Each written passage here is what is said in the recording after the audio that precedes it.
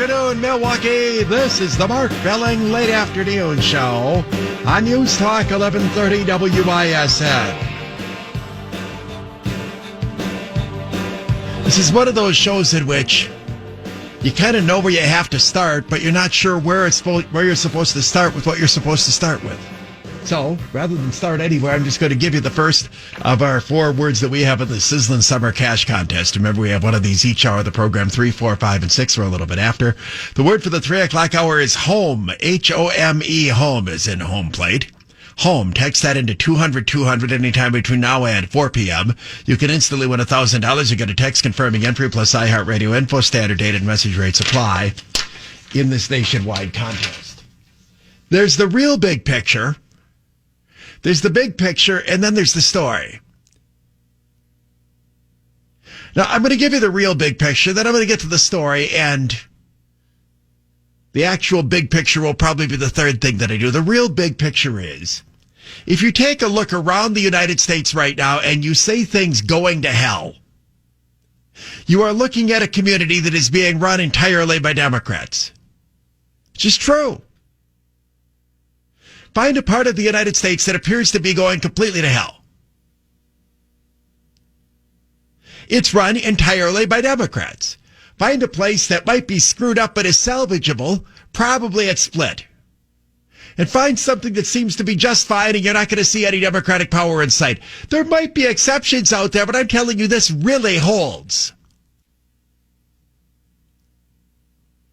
I commented on the show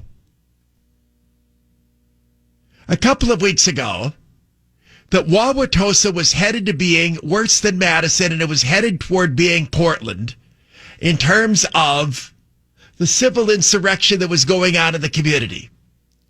Unless at some point the residents there and the city leadership woke up and realized that when you turn over your city to insurrectionists, you're going to get insurrection. Now, whenever I say these things, despite the fact that this is not exactly a tremendous revelation on my part, what I just mentioned holds up almost every single time. Once you cave in, the caving never stops. And once you start caving in, you don't appease your critics. They see you as soft and they push for more. Wauwatosa has a despicable member of the Common Council. She hates cops. She's got a bug up her butt for police and authority. Her name is Heather Cool. But she's one member of the Common Council. She's one radical who's on a Common Council in a community that is skewing left. In and of itself, she can only do so much harm. But once she suggested that Wauwatosa cave in to insurrectionists and fire a police officer who has acted heroically and has done nothing wrong, the rest of the city council immediately jumped on this. And this is what has led us to the point that we are at right now. We're in a Wauwatosa neighborhood Saturday night. We're in a Wauwatosa neighborhood Saturday night. 60 people can show up at a private residence in a rather quiet subdivision with no evidence sign of a police department in place, can scream and taunt the residents, then throw rocks through their windows and eventually fire a shotgun, at least one shot, close to a person's head. All the while, children inside the house. As I've been telling you people in Wauwatosa, it will continue to get worse until you start demanding some leadership from your community, and that means telling people that you are going to start enforcing the law and resume living in a civil society where you don't get to go into people's neighborhoods and scream and rant and rave at the top of their lungs, chant all sorts of unbelievably vile threats, say you're going to kill someone. I can't just go do that in front of somebody's house in Hartford. Dave Michaels is in for Paul today. I don't think he can go to Sheboygan Falls, get 3 or 4 of his goofball friends and just decide to go outside somebody's house and scream at the top of their lungs for an hour and a half, hey, we're going to kill you. But Wauwatosa has tolerated this and tolerated this and tolerated and tolerated this and tolerated this because they've clipped the wings of their police department, and that wing clipping started when they fired a police officer for trying to stop a man who had a loaded stolen gun with 36 rounds of ammunition and an extended magazine from heading into Mayfair Mall, perhaps intent to commit mass murder, and only after the individual fired a shot at the officer. For potentially saving all of those lives, that officer was fired, which has given tremendous strength to the people who are causing insurrection in Wauwatosa, so they figured we're going to keep pushing the envelope, pushing the envelope, pushing the envelope, pushing the envelope, pushing the envelope. Right up to the point in which they will start killing people if this doesn't stop.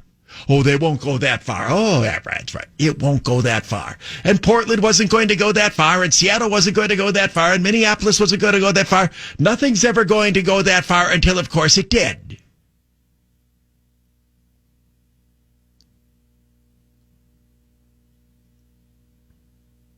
Now let's move away from the story and get to a little bit of the bigger picture. I don't know what was more telling. The AWOL status of the Wauwatosa Police Department during this, or the fact that the mainstream media did everything it could to avoid reporting this story for hours. No, I don't work on weekends, and I'm halfway out of commission in terms of knowing what's going on.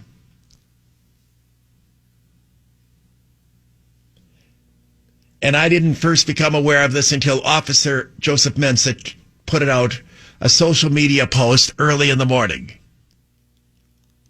on Sunday. And when I got up Sunday morning, I had a number of people notify me that Mensha had posted this, and this is what had happened in Wauwatosa. This is around 6:30 or so in the morning on Sunday. It wasn't long after that Mensha's girlfriend, who I'm struggling with how much to identify her. It's not a secret who she is. And everybody who knows the two of them knows her job and her role, but there are children involved here, and the residence that they share is in her name. Suffice to say, she's in the same crosshairs that he is based on occupation. That she put out a social media post describing what had happened. There are parts of this story, though, that I think, and I realize that I'm doing this show after a number of other talk show hosts have already commented, and there has now been some degree of news coverage on the story. I offer all of my comments independent of what anyone else has to say, unless I'm citing something that was reported elsewhere. I can tell you that Wauwatosa police and the mayor were aware of what was going to happen at Mensha's, I don't mean the shooting, but that there was going to be a protest at Mensha's house and at Mayfair over the weekend. There were residents who, in fact, had emailed the mayor because there were ominous indications that these protesters were going to up the ante. And the mayor said, we're aware of it. Well, if they're aware of it, there was absolutely no precaution in place at all. Now, I'm always asked, what would you have done? I've been clear from the beginning on this. I would have, and it's situations in which individuals have been threatened, and Officer Mensha has been threatened repeatedly. I would have SWAT team officers and riot gear in place if I thought that there was going to be a disturbance. That doesn't mean I do anything. I'd have them in place in case they're needed. I would not be part of this crap of, oh, you're only going to stir up people even more. We have seen where that weakness gets. The only huge size city, well, that's the wrong word, the only major city of size in the upper Midwest that has not seen real violent protests other than for the one night was Milwaukee, because we had a show of force. We had police officers in riot gear, and we had the National Guard in riot gear guarding police district stations. And after the first situation on the Friday night follow of the George Floyd protests where there was looting on MLK, there has been virtually nothing in terms of mass destruction. It is for that reason, that is one of the reasons at least, the police chief Alfonso Morales was fired. Because we actually showed enough force The people who were hell-bent on causing destruction realized they wouldn't get away with it. The places where the police have been ordered to stay back, Minneapolis, certainly Madison, and Wauwatosa, we have seen things get worse and worse and worse. So again, my commentary has not been new in this regard. But I can tell you, as I said, and this all goes back to leadership within a community. And it may be Dennis McBride's bad luck that he was elected mayor in April, right before all hell broke loose in this country, but he was elected. And he has shown grotesque weakness here. In part because a good segment of the people who live in Wauwatosa are themselves weak and have behaved themselves shamefully. I didn't say all, I said a good segment of them. The people who live in Wauwatosa have lived in a largely safe community. I said largely, I didn't say entirely. Which is such an interesting community in terms of its diversity, in terms of the different neighborhoods, dense downtown, main drags, unusual city boundary line that zigzags between Milwaukee and Wauwatosa, not just east-west, but then as it jangles kind of north-south. You could drive around Wauwatosa and go, you see the Milwaukee sign, the Wauwatosa sign, the Milwaukee sign. All of this creates for an interesting community. Then major shopping component centers and huge commercial strip on the west side, but also quiet subdivisions. Middle class to upper middle class community. And changing in nature, in part because of the influx of Milwaukee residents, perhaps because of the dropping of the residency rule that have moved into the community. But during all of this, they have lived in a largely safe community with a largely high quality of life. Almost entirely because they have had a police department that has managed to handle all of this spectacularly well. Yet there are many residents of that community who turned on their police department with a vengeance, just so they could pose for politically correct holy pictures, when an entirely different situation occurred in an entirely different state, Minneapolis. And all of this, as I say, has led to this point in which we saw incredible weakness, even though I'm telling you, I'm not sitting here doing any Monday morning quarterbacking, because I have been telling you all along that this was going to get worse. And I said on this show repeatedly that when they made the decision to recommend the firing of Mensha, it was going to get worse. And that they wouldn't stop with this. They would next go after the police chief, and after that, they would try to get the police out of Mayfair altogether. And after that, they would try to shut down Mayfair. You'll recall I said all of these things would happen, and I stand by all of them until Wauwatosa gets some backbone and realizes that this will not stop at its own, that it will only stop when they stop people who continue to break the law and disturb the peace and threaten people. And that includes people who are running through the mall, screaming and yelling, busting windows, shoving people over. Instead of running away from that, it means patrolling that mall and making arrests when they occur. In the same fashion that you can't let people go into neighborhoods and make these kinds of threats to people. Well, where are they? Would you have them printed out? Yeah. Well, hang on. We have some weather advisories that I need to interrupt myself on to pass along to you here. We have a severe thunderstorm warning in effect for portions of Kenosha, Racine, and Walworth counties until 4 p.m. Again, we've had a severe thunderstorm watch for much of the listening area in effect throughout the afternoon. We now have a warning that's in place for, and I'm looking at our radar here, and as you probably know, there have been storms moving through the entire region. There's a really strong line. I would say if you kind of look toward city of Waukesha and Brookfield on south toward the state line, that's where the strongest cell is. And it's a big, long, kind of north-south pencil-like line that's moving toward the east right now through Walworth and then Racine and Kenosha counties. We used to call that thing Tornado Alley because of the number of tornadoes that would kind of come through Lake Geneva and so on. This one's kind of swooping across the state. It sort of moved through the Beloit area and now through Lake Geneva and is headed to the east. And that's the line that has this concern right now. So that's the only warning in place. We have watches out there as well. Severe thunderstorm warning for Kenosha, Racine, and Walworth counties until 4 p.m. And there may be additional warnings that come up, and we'll keep you on top of that. Getting back to the point that I was making. Lost the train of thought a little bit, but I think what I was saying was that I have been consistently predicting that things in Wauwatosa were going to get worse so long as the community was going to continue to show weakness. It isn't just liberals who think this way. Often conservatives had the same stupid response. When people agitate and agitate and agitate and agitate, there's this tendency, well, just give them what they want and they'll go away.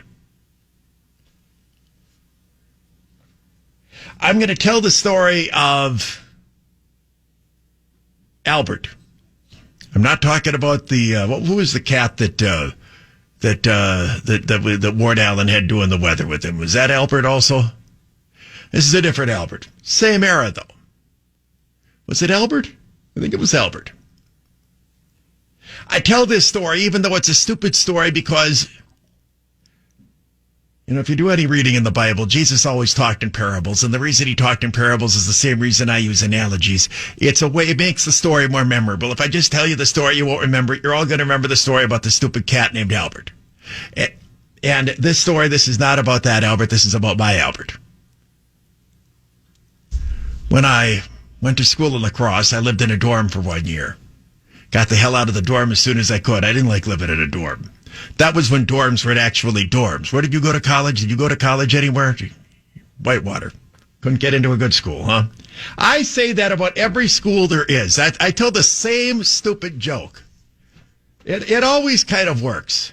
For whatever, if you're in radio, it's never Harvard. It's never even Marquette. It's all, well, John Wyatt, who's no longer, of course, with us. He's not dead. He just quit. He was Platteville. Paul was Oshkosh. I was La Crosse. Where did O'Donnell go? He might have gone to someplace like, he went to, right. He went to Marquette, but I'm guessing graduated like, best case, middle of the class, right? Yeah, Weber went to Madison. That's generally what you're going to get in radio. I thought Vicki went to Beloit. She might have gone to both. I don't know.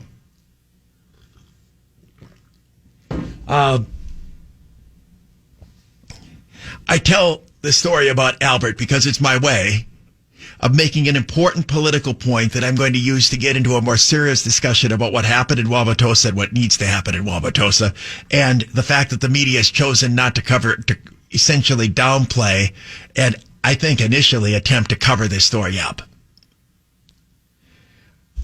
I got out of the dorm as soon as I possibly could, and as I was saying, because back in the era in which I lived in a dorm, dorms were actually dorms. Two guys living on top. I can't even imagine what the square feet. I bet it was less than 100 square feet. That's probably low. Had to be a little bigger than that. Not much. Two beds right next to one another. You could barely walk between the two of them, and two little desks behind them, and then tiny little closet. That's it. Every floor had a big bathroom, and it was one of those shared showers where there's like 12, you're standing next to 12 other guys. There's not stalls or anything. The bathrooms were just filthy. It is loud. This is the 70s. Everybody's playing rock and roll until 4 o'clock in the morning. Drugs are being done like crazy. Everybody's drinking. It was a little overwhelming for me. So I decided to move into a private residence where all of these things would happen. You just would not have as many people in one place or another. So I lived in a different place every year. Okay, I lived on Cass Street in La Crosse when I was a sophomore. I think I was on 4th Street when I was a junior. I was in no rush to get out of here. There were two places in my senior year, and one of them was on Badger Street. And the house that me and 3 other guys lived in, weirdly, it was like 2 and sort of a third other guy. I didn't really know any of them. I knew one of the guys and I didn't know the other 2, and that's just how you always would do it back in that day. And we found this house that was not right in the college neighborhood, meaning it was less of a dump than students would normally stay in. It was near downtown, but it was in an actual neighborhood, but it wasn't around a student area. There was mostly a rental, a house that a guy had rented out, but was around still a lot of owner-occupied single-family homes. And we moved in. And one day this cat scratching in there. And you could just see from this cat, This cat literally did live 9 lives. This was a street cat. In fact, he came from around the alley. He was literally an alley cat. That's what he was. Okay. And I'm looking at him, and I'm thinking, should I open the door? I open the door. He didn't come in. Okay. I'm not that stupid. He wants some milk or water, so I put some milk out. Then the next day, I put out a little bit of food. As it turns out, what I learned from all the neighbors within 3 or 4 days, that cat's name was Albert, and that cat came with whoever lived in the house. So even though people would move in and out every year, it was generally used for student housing, Albert just knew this is who would feed him. But he never wanted to come inside. I mean, once in a blue moon, we'd get him inside the house and he'd walk around, but he wanted to stay outside of the street. Albert was like those people who live in San Francisco. He was essentially homeless, but he knew where to go in order to get fed. If I had not fed, or my roommates had not fed Albert, that first couple of days, he would have gone elsewhere and looked for something else to feed. He kept coming back to our door because he kept knowing that we were going to feed him. This is true from alley cats to liberal agitators. Once they realize you're stupid enough, and in our case, it wasn't stupid. I liked Albert, actually. He is the perfect cat. He didn't come in. Just come over and demand a little bit of this, and then, you'd see him standing around, and then, but not, you don't have to do anything, like pet him or anything. He didn't want any of that. This is what liberals understand. If someone gives them something that they want, especially if it's somebody they don't much like, they're going to come back again and again and again and again and again and again and again and again and again and again and again and again and again. This is what drives them crazy about Trump. He never gives them what they want, and he goes and takes shots right back at them. They are not used to this. With totally different style, the same was true of Scott Walker, the other Republican in recent times that they just reviled and despised. Walker never backed down. He's going to do Act 10. He was going to do, right to work, whatever the things were. If Scott Walker decided he was going to do something, he decided he wasn't going to cave in just because the media and the lefties would whine and complain about it. What Walker understood, what I think Sheriff Clark understands, what Trump understands, is something that hardly anybody else understands. It's not just that liberals aren't reasonable. They're not reasonable, but that's not the motivation here. It's simple common sense to move away from the alley cat. If you're a beggar who's working on the corner and there's a corner where you make a lot of money, that's going to be the corner you keep going to. So once Wauwatosa started to cave after the protesters acted obnoxiously to them, they realized this is how we get what we want. We act obnoxiously. They went into Wauwatosa, even though most of them don't even live in the city. They started going into city council meetings, government meetings, and screaming and yelling. They've got, there's a normal process and this is virtual meetings too to make it even weirder. But they're showing up in person. There's normally a time for citizen comment, and they would just scream during the meetings and scream and scream and scream and scream and scream and scream. And instead of doing what ought to have been done, what would have been done to me or you or any other person who's disrupting a meeting, instead of calling the police and hauling them out and arresting them for being disorderly in a public meeting and not allowing them to collect their buzzes, now they're responding to them. They're doing this, that, and the other thing. Then they said, the city council has no authority over the police department. It's the Fire and Police Commission. But to get them off their back, the city council takes this symbolic vote to fire Officer Mensha.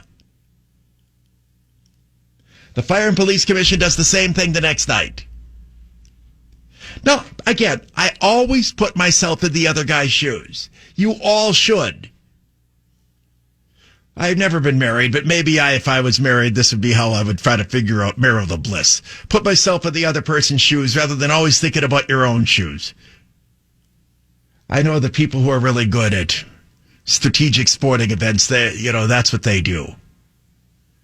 Got a really crafty basketball player, Michael Jordan, talk about this all the time, how he tried to get into the head of the other guy, figure out what he was thinking, in terms of his moves and so on. Put yourself in the other guy's shoes.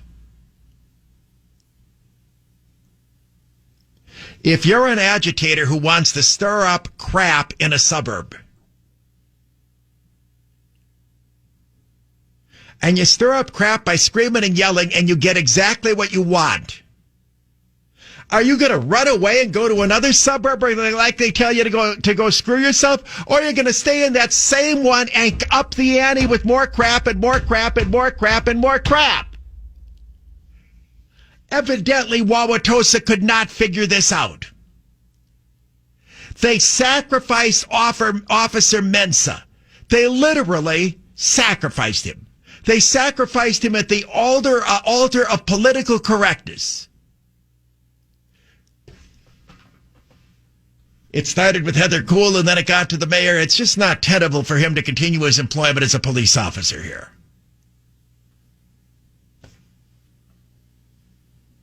It was just not tenable for Joan of Arc to continue her life as a young woman. We have to burn her at the stake because there are people who didn't like her. Just not tenable. Everything that America is premised upon. We have all sorts of rights in order to stop mob rule. Were thrown by the wayside. The fact that this decision in Wauwatosa was made by an entirely white common council and that the victim of this attack was a young African American makes this all the more profound. Clarence Thomas made reference to what they attempted to do to him when he was nominated by the first President George Bush to the United States Supreme Court, in which he called it a high-tech lynching, in which they used TV to bring up and amplify the bogus Anita Hill allegations against him. Well, there was nothing high-tech about what happened in Wauwatosa with regard to Officer Mensha, and the term lynching can be used rather casually. But Wauwatosa felt that the criticism that they were getting over Officer Mensha was too much trouble for them, so they decided to ruin his life. These white liberals who couldn't handle a little bit of criticism decided to throw the black guy into the fire and dispose of him. Not understanding that once you threw him into the fire, they realized we could get a real bonfire going. Why quit now? So there he is, recommended for firing, suspended, etc., and the protesters up the ante. Now they start showing up at the guy's house. This was not the first time they showed up at his house. This has happened before. Which, as I say, the police department and the city officials knew it.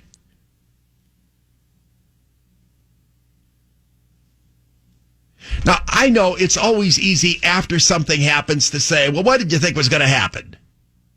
Which is why I'm glad that when I do this program, we have podcasts and recordings and so on, because I told you it's just going to keep getting worse in Wauwatosa. Again, put yourself in the other guy's shoes. Imagine your kids, there's neighborhood kids who stir up trouble. Much lower level than this.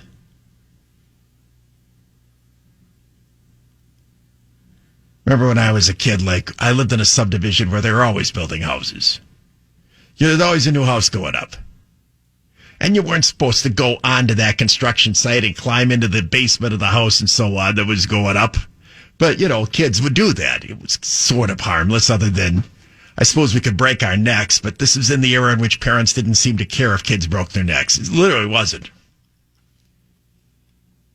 And I remember that there were 3 or 4 days in a row that was this, usually it's like some neighbor would chase you off and then we'd be mortified and run away. Here's this house, and we kept going in there, and we kept going, I don't know what we were doing, if we just looking at the plywood or something or another, or maybe somebody tried to shimmy down into the basement, it was, etc. And nobody was telling us to go away.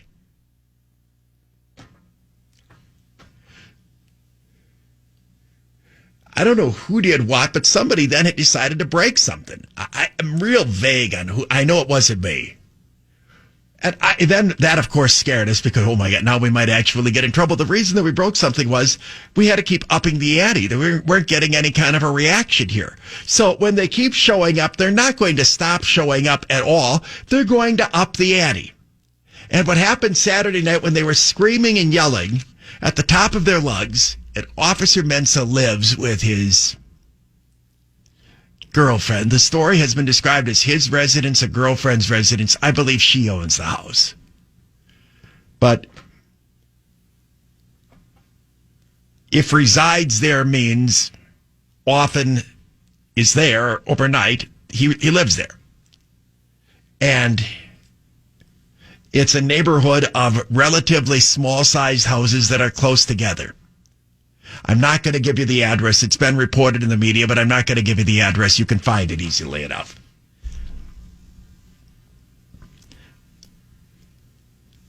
I'll just say that it's around 100th Street in that general area. Anyway,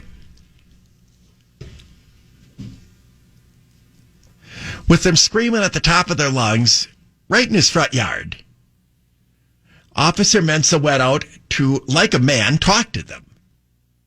He didn't cower away. He walked out unarmed. Remember, even though he's a suspended police officer, he's still an American citizen. He has a right to carry a weapon. He didn't. And I know why he didn't. Because I know exactly what went on at this place. I know exactly what's happening here. Even though nobody else in the media wants to tell you what's happening here, I know what's happening here. I'm not stupid. I know what's happening here. He went out to talk to him like a man. He was very reasonable. Well, I like that. Think about this. A mixed race group of agitators confronting a young African American who's got people in the house who's coming out here wondering why they keep yelling and screaming outside his house. It was at this point, according to various witnesses, that the object started getting hurled. There was at least one window that was busted out. This is as Mensha was going back into the house in which he realized he was getting nowhere. According to Officer Mensha, a shotgun, either shell or pellet, moved very close to his ear.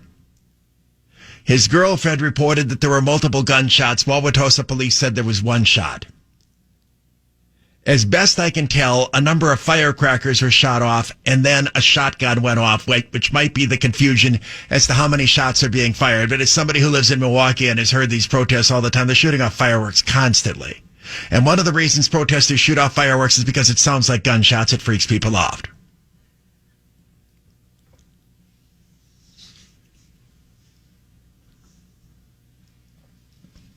I know exactly what was happening here. They were hoping that Mensha would pull out a gun and shoot himself. Not shoot himself, shoot someone himself. They want to get Mensha to kill somebody else or shoot at somebody else. And there are people there that were armed, ready to shoot back. They were trying to provoke him. That's what this was. Why else are they shooting off all the firecrackers all at once? They're trying to get him to, oh my God, they're shooting at me, pull out his gun. But he didn't have a gun with him. He was smart enough to know that he's not right now being denied the rights of an American citizen and being able to defend himself, because for defending himself earlier situations professionally, they're trying to destroy his life. And it was after this that there was a police response and the crowd dispersed. There was essentially no police presence, so far as I can tell, during the time that any of this was going on, because if there was, the police would have separated Officer Mensha from these individuals that were agitating. One has a right to protest on sidewalks, but one does not have a right to disturb the peace. Furthermore, in almost every community in the United States, if you're going to have an organized protest, you're supposed to get a permit in advance. They didn't have any of these things. They were standing in the grass, they're doing everything under the sun, and the next thing you know, objects are being hurled, and as I say, a gun was fired.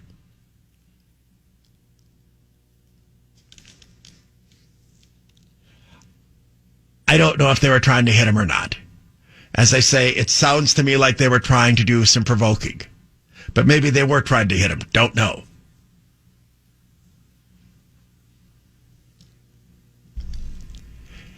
Things can happen.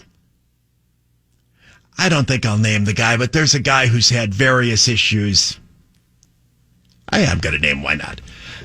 Over the years, there have been a lot of problems with Frank Jude, and Frank has had some issues, I think, in coping with life.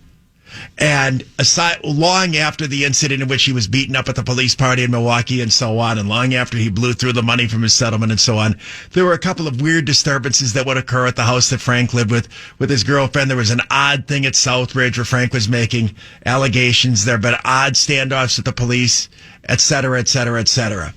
I mean, some people they're not wired right, and there could be issues. There was a standoff recently in the area where there was a domestic situation, and for hours the police waited him outside. That can happen anywhere. Where an isolated case, somebody's having a bad day and they get unhinged, they make threats.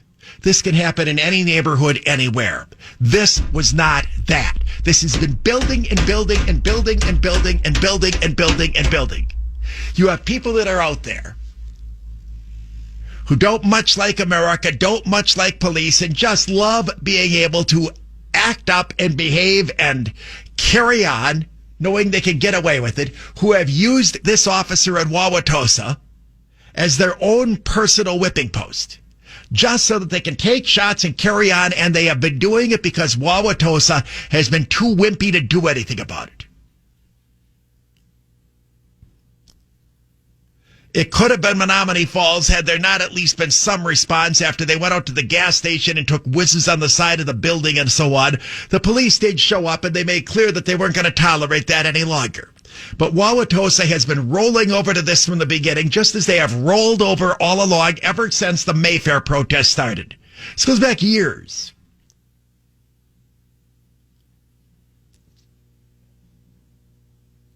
If you people at Wauwatosa want to have peace, you've got to be willing to have confrontation first. This is true of anything in life.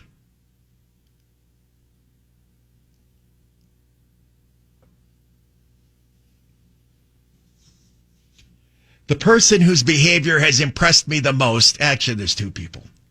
Officer Mensha, young Officer Mensha, and his girlfriend have been so professional and so wonderful through all of this. I am hopeful that Officer Mensha sues the can off the people of Wauwatosa. And you people at Wauwatosa who overtax yourself like crazy to build all these schools that you're putting up that you're not even going to use because you've decided that it's not safe to let your kids go to school, but it is safe to allow a bunch of people who are threatening to kill a police officer show up at his house and now shoot at him. Could pay a settlement here for the wrongful termination of the career of a police and trashing of a police officer's reputation who has done nothing wrong other than to try to stop a mass murder from going on at a mall. To be committed by a 17-year-old who had a lengthy juvenile record and was running around with a stolen gun and posed on social media pictures of himself with his guns. Yet through all of this, Officer Mensha has behaved with respect. He has not shot up his mouth angrily. He's not condemned the community of Wauwatosa. He's not condemned the mayor. He has merely spoken calmly about himself, and his family members have done the same. He has roots in the community. He's gone to church in the community, grew up in the community. And as I say, his girlfriend is a servant in that community as well. We have a tornado warning right now until 4:15 for Kenosha County. And again, if you're just tuning in, this is the same line of storms that we've been talking about since the beginning of the program that has been moving.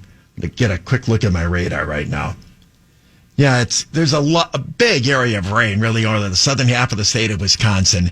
But the strongest lines of actual thunderstorm, for those of you who see the radar, the red part, this is now kind of in the eastern portion of Walworth County, moving into Racine and Kenosha County. And one of them is strong enough that there's either been a tornado sighting or conditions exist that lead them to think that there might be a tornado. This is in Kenosha County. And as I say, the front end of the storm is right now just pushing toward the lake, and the guts of it is over central Kenosha County as this thing moves through. So a tornado warning until 4:15 in Kenosha County. And I can't read you any narrative because apparently there's been a sighting just over the state. What? Location in the sky. We're now told a tornado has been spotted in the sky. I guess it's still called a funnel cloud if it's spotted in the sky near Antioch, Illinois, which is just over the line In other words, if you went north from Antioch, you'd be in west central Kenosha County, and so on. So I'm assuming there's weather advisories south of the border as well, but our reporting area, of course, is only for the state of Wisconsin. So again, the very, very strong thunderstorms now moving through. We're seeing in Kenosha County, kind of exiting Walworth and so on, and in this potential of a tornado with a funnel cloud spotted in the sky near Antioch, Illinois, very, very close to the Wisconsin line, and I'll keep you on top of that. News Talk, 1130 WISN, Mark Belling, late afternoon show. We, of course, are required to bring you tornado warnings that come in, and that's why you heard that emergency advisory. So 4:15 for Kenosha County with that storm that's moving through the east right now. Severe thunderstorm moving through that could produce a tornado. We have been discussing the situation in Wauwatosa, which is escalating and I would say right now is out of control. When you have a shotgun being fired either at or near someone after windows were smashed out of their house, and a protest that has been occurring more than once, and the leadership of the community apparently deciding to do nothing about it until now. They've got a meeting today. There's a meeting today. Mayor McBride decided, I'm a mayor after all, called together Police Chief Weber. Well, what are we going to do to protect this police officer? Notice he didn't say, what are we going to do to stop the criminal behavior that is going on in our community? He has not said that. And that's not going to occur until they are willing to take back control of Mayfair Mall. They're willing to take back control of North Avenue and the streets that are constantly obstructed. And they're willing to take back the neighborhoods in which out of control, loud, raucous, uncivil, and upon occasion illegal behavior occurs in individual neighborhoods with people that are trying to threaten family members. As I mentioned, the two people who threw this, and it's hard to single out a lot of heroes in Wauwatosa because there haven't been many. There's certainly none in city government. There are members of the only one member of the city council voted not to get rid of Officer Mensha. Quite a few phonies on there, including a handful of dinks from the west side who have passed themselves off in the past as conservative and have shown their true colors here by the way they turned on their community and turned on this young man. I am going to read Officer Mensha's original social media post. Interestingly, his girlfriend's post has not been reported to my knowledge in the media, other than maybe on some talk shows. This was their firsthand description. This is within hours of the incident occurring, in which they described what happened. And there is, as I say, some conflicts here. And my explanation is I believe that some of the firecrackers were misconstrued as gunshots. But first, this is what Officer Mensha posted. And he posted this in the middle of the night, Sunday morning. The incident occurred late Saturday night. Last night, protesters came to my girlfriend's house while I was there and tried to kill me. I was unarmed and tried to defend my property and the property of my girlfriend. We were both assaulted, punched, and ultimately shot at several times. A shotgun round missed me by inches. Not once did I ever swing back or reciprocate any of the hate that was being directed at me. I am all for peaceful protests, even against me. But this was anything but peaceful. They threw toilet paper in her trees, broke her windows, and again shot at both of us as they were trying to kill me. There are children that live there, and they knew that. The irony in all of this is that they chanted Black Lives Matter the entire time, but had zero respect for any of the black children that live there or me, a black man. Also posted on social media.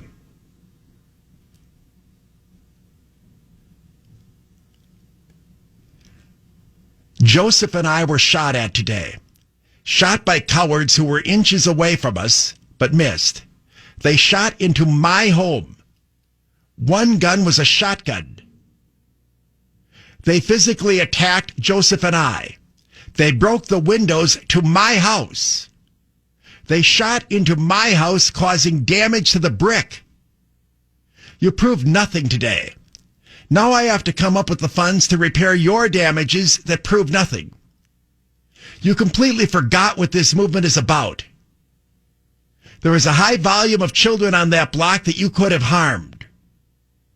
I will still be returning to work to protect the community that I love. And she posts photos of some of the bruises and scrapes and scratches that she sustained, and on the side of her neck, her arms, leg, and so on. She scratched and kind of gouged up and looked like there was a little bit of bruising that was developing. That response was very restrained. Imagine you're being on the receiving end of something like this. Imagine if a bunch of white thugs from Milwaukee or West Allis or anywhere, Franklin, decided to show up at the home of an African-American protester's house and do this and then rough up the people there and fire a gunshot. Can you imagine? Jackson and Sharpton and the whole bunch, they'd be here. Everybody screaming and yelling, oh my goodness gracious.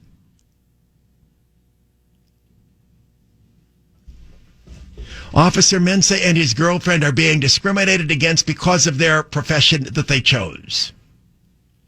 It's almost undeniable.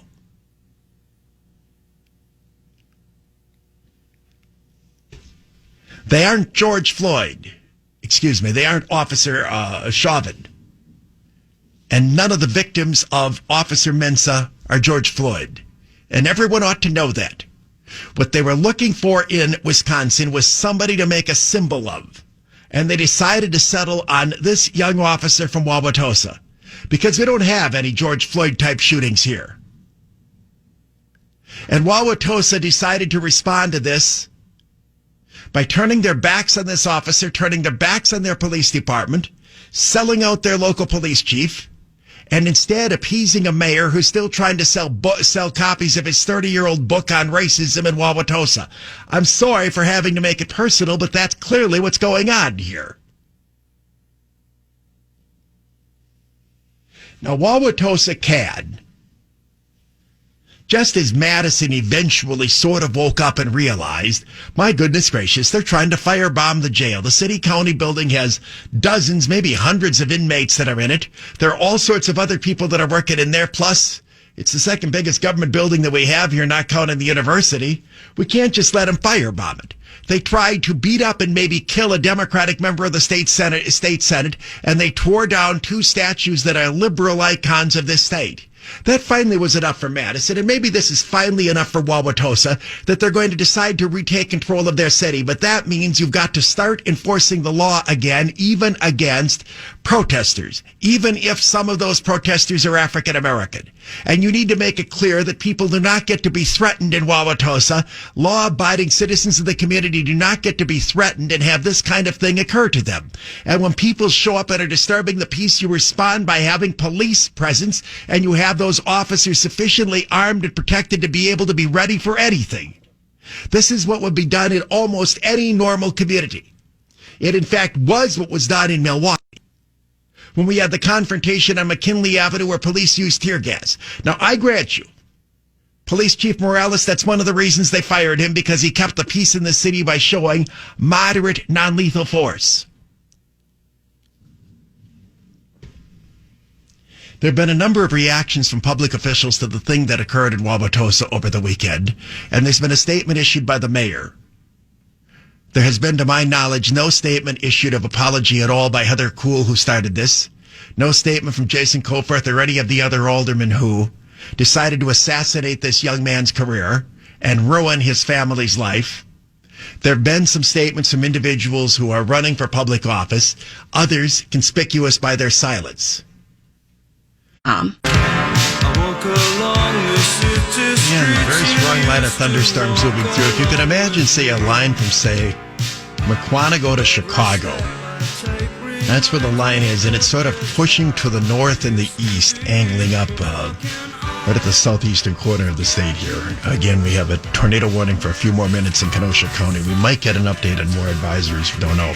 Right now, I'm going to give you the sizzling summer cash contest text-in word for the 4 o'clock hour. Again, you'll have until 5 p.m. to text in the following word to 200-200, and maybe you can win $1,000. The word is family, F-A-M-I-L-Y, family. You'll get a text confirming entry plus iHeartRadio info, standard date, and message rates apply in this nationwide contest.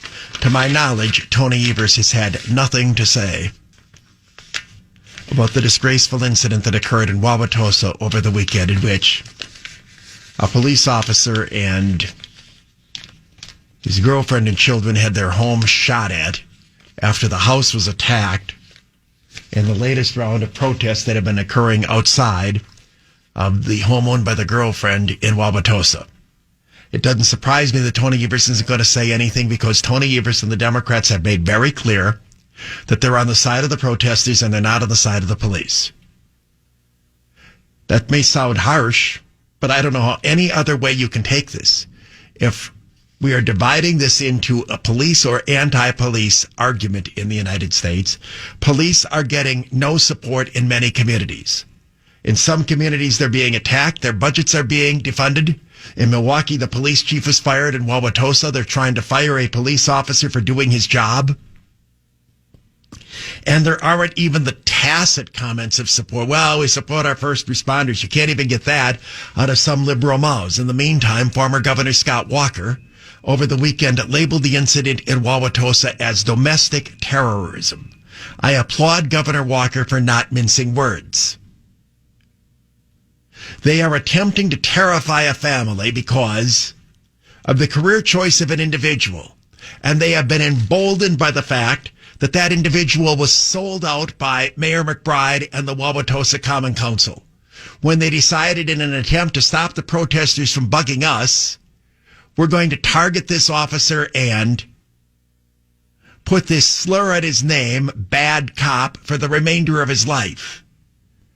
This has emboldened the protesters to go after him even farther. I want to update you right now. We have a tornado warning in effect for Racine County until 4:45. I mentioned this storm is moving to the kind of in the northeast, and it was logical, as I said, that we'd have an update on this. So now, as our warning in Kenosha County is expiring in a couple of moments, tornado warning for Racine County till 4:45. And right now, the crosshairs of the storm would be the Union Grove, Yorkville, Raymond area, which is in west central Racine County. So again, I applaud Governor Walker for using that language, domestic terrorism. This is terrorizing activity, and it is being done for a political purpose. Other statements, some less laudatory, some decent enough, put out, some had nothing to say. Now, I'm not sure if this particular residence is actually in the 5th Congressional District. I know a good chunk of Wauwatosa is in Congressman Sensenbrenner's district. That's the one that's the subject of the election tomorrow. There's a Democrat running on the ballot, Paul Zawitz, and 2 Republicans, Cliff DeTemple and Scott Fitzgerald. At least to me, not one of them has bothered to even put out a word on this. Maybe none of the 3 of them, they're too busy banging on doors. They couldn't be bothered by the fact that terrorism is occurring in their district. Julian Bradley, who is a state Senate candidate running in an adjacent district, in fact, it's the district right now that has a lot of the storm activity going through it, in southeastern Wisconsin, put out a strong statement condemning the actions that have been going on in the community. Julian Bradley's statement, radical behavior destroying our communities must end. I won't read the entire thing. Bonnie Lee, running for the state assembly in the very area where the attack occurred. She's in a 3-way Republican primary running against a rhino and a nobody. The rhino is Linda Boucher. Bonnie Lee, state assembly candidate and conservative, put out a strong statement of attack on attack of Officer Mensha. Officer Mensch. Saturday evening, a large group carried out a truly heinous act in our community. Violent protesters broke in and attacked Officer Joseph Mensah and threatened not only his own life, but that of his girlfriend and the children in their home. Officer Mensah attempted to talk to the angry protesters outside the residence, but was met with physical violence. As he retreated, armed protesters fired through the back door, attempting to shoot Officer Mensah and others inside the home. That's the statement from Bonnie Lee, candidate for the state assembly. As I say, we haven't gotten anything from Linda Boucher. State Senator Dale Koyenga, who represents that district. The mob attack, in fact, an assassination attempt on Officer Mensah, is appalling. News Talk 1130 WISN, Mark Belling, late afternoon show. Again, when we get these alerts from the emergency notification system, we have to air these only when there are tornado warnings, and they come up automated like that. And without any warning to me, and that's why I was interrupted in mid-sentence. So again, that tornado warning is for central Racine County until 4:45. It is the only weather warning that is currently in effect at this moment. Again, this very strong line of storms, it's moving through, kind of heading from the southwest toward the northeast to the southeastern corner of the WIS and the listening area. I mentioned the statement by State Senator Dale Koenga, who commented on the terrible incident that occurred in Wauwatosa Saturday night, a story that really was blanked out by the media. It wasn't around any of the local TV stations Sunday morning, barely showed up on their websites, despite the fact that it's a horrifying and frightening event. Sugar-coated in today's newspaper. They don't even mention on page 1 the gunshot that was fired. Anyway, Senator Koenga, ironically, the original and warranted peaceful protests began in response to the equally appalling injustice administered in the George Floyd incident, which I am also nauseated by. In both cases, whether it's a mob or an individual, we recognize that Americans are innocent until proven guilty, and there is no such thing as street justice. We cannot have people taking justice into their own hands. However, this is what appears to be happening in Wauwatosa with the harassment of Officer Mensha. We're also seeing closed-door secret meetings in Milwaukee in an attempt to discredit and marginalize Chief Morales, who has done a masterful job of respecting the right to protest while also protecting private citizens and private property. Officer Mensha, Chief Morales, and the police departments in the 5th Senate District, which is Wauwatosa, Milwaukee, West Allis, Brookfield, and Elm Grove, have my full support as they fight for law and order in our communities. Again, those are fairly strong statements, and a credit to those who at least put them out. Now, what does the mayor, Rob Hutton, who represents a portion of Senator Koenga's district, I believe he's a little bit to the west of Wauwatosa, mostly in Brookfield. Rob Hutton's statement Saturday night, a group of rioters followed through on weeks of threats and attacked a Wauwatosa police officer at his home. Though the protests of the last few weeks have been largely described as peaceful, a brief look at social media reveals multiple threats to find officers and their families and their homes. Now, the point that Rob Hutton makes is a very good one. Many people have had their addresses plastered out there on social media, and there have been calls to go after these police officers at their homes. Interestingly, the media is choosing not to report this. Just as much of the coverage deletes some of the vulgar and more vile statements that are being hurled as reporters who have an agenda try to sanitize their coverage.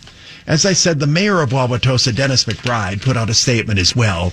McBride waking up now to the fact that he's presiding over a city that is falling apart and going to hell as he sits back and fiddles a la Nero. You do at least hope that perhaps this is an indication to McBride and some of the others that the mollycoddling that they have done is simply fueling these people who want to burn Wauwatosa down. And until this horrible behavior, which has not been peaceful for weeks, is stopped when the law is being violated, and until there is a commitment to protect all people in Wauwatosa, including protesters, this will get worse. Anyway, here's the statement that was issued by McBride, who met earlier today with the police chief. This was issued yesterday. Last night, approximately 50 people assembled at the private residence of Wauwatosa police officer Joseph Mensha. And again, for those of you coming in, there's a little bit of lack of clarity here. The home is owned by his girlfriend. They're a couple. He's there a lot. I don't know if he's there full time, but I describe it as his residence if he's residing there a good chunk of the time. But, they're a couple. They're not yet married, but it's there. But the home is actually owned by the girlfriend, but they're a couple together. And that's why there's been this kind of back and forth as to whose house it is. Anyway, engaged in a protest and began to vandalize his home. Officer Mensha tried to engage in a dialogue with them, but was physically assaulted. As he retreated into his home, armed protesters approached the rear door and one fired a shotgun round into his back door. The Wauwatosa Police Department received assistance in dispersing the crowd from numerous neighboring agencies. The WPD's investigation into this incident is ongoing. This is again the mayor. In recent weeks, various groups have protested in Wauwatosa demanding that Officer Mensha be fired. The city of Wauwatosa has always supported and protected the right to peaceful protest. Last night's event was not a peaceful protest, it was criminal behavior. If the perpetrators of this crime criminal behavior are identified, they will be prosecuted to the fullest extent allowed by law. No one, including me, believes that. Wauwatosa does not have a history of following through and prosecuting people who engage in this kind of behavior, like the numerous slaps on the wrist that have occurred after behavior at Mayfair. Back to McBride's statement. Tomorrow morning, and that turned out to be this morning, I will be meeting with the police chief, the city administrator, the city attorney, and other city officials to determine which steps can be taken to ensure that Officer Mensha is fully protected and that criminal behavior of this kind will not happen again. I would interject and ask why we had to have gunshots in order for that to occur. Back to the statement. On July 14th, the Common Council and I issued a statement asking the police chief and city administrator to facilitate the transition of Officer Mensha from WPD employment. Well, that's an interesting way to describe firing.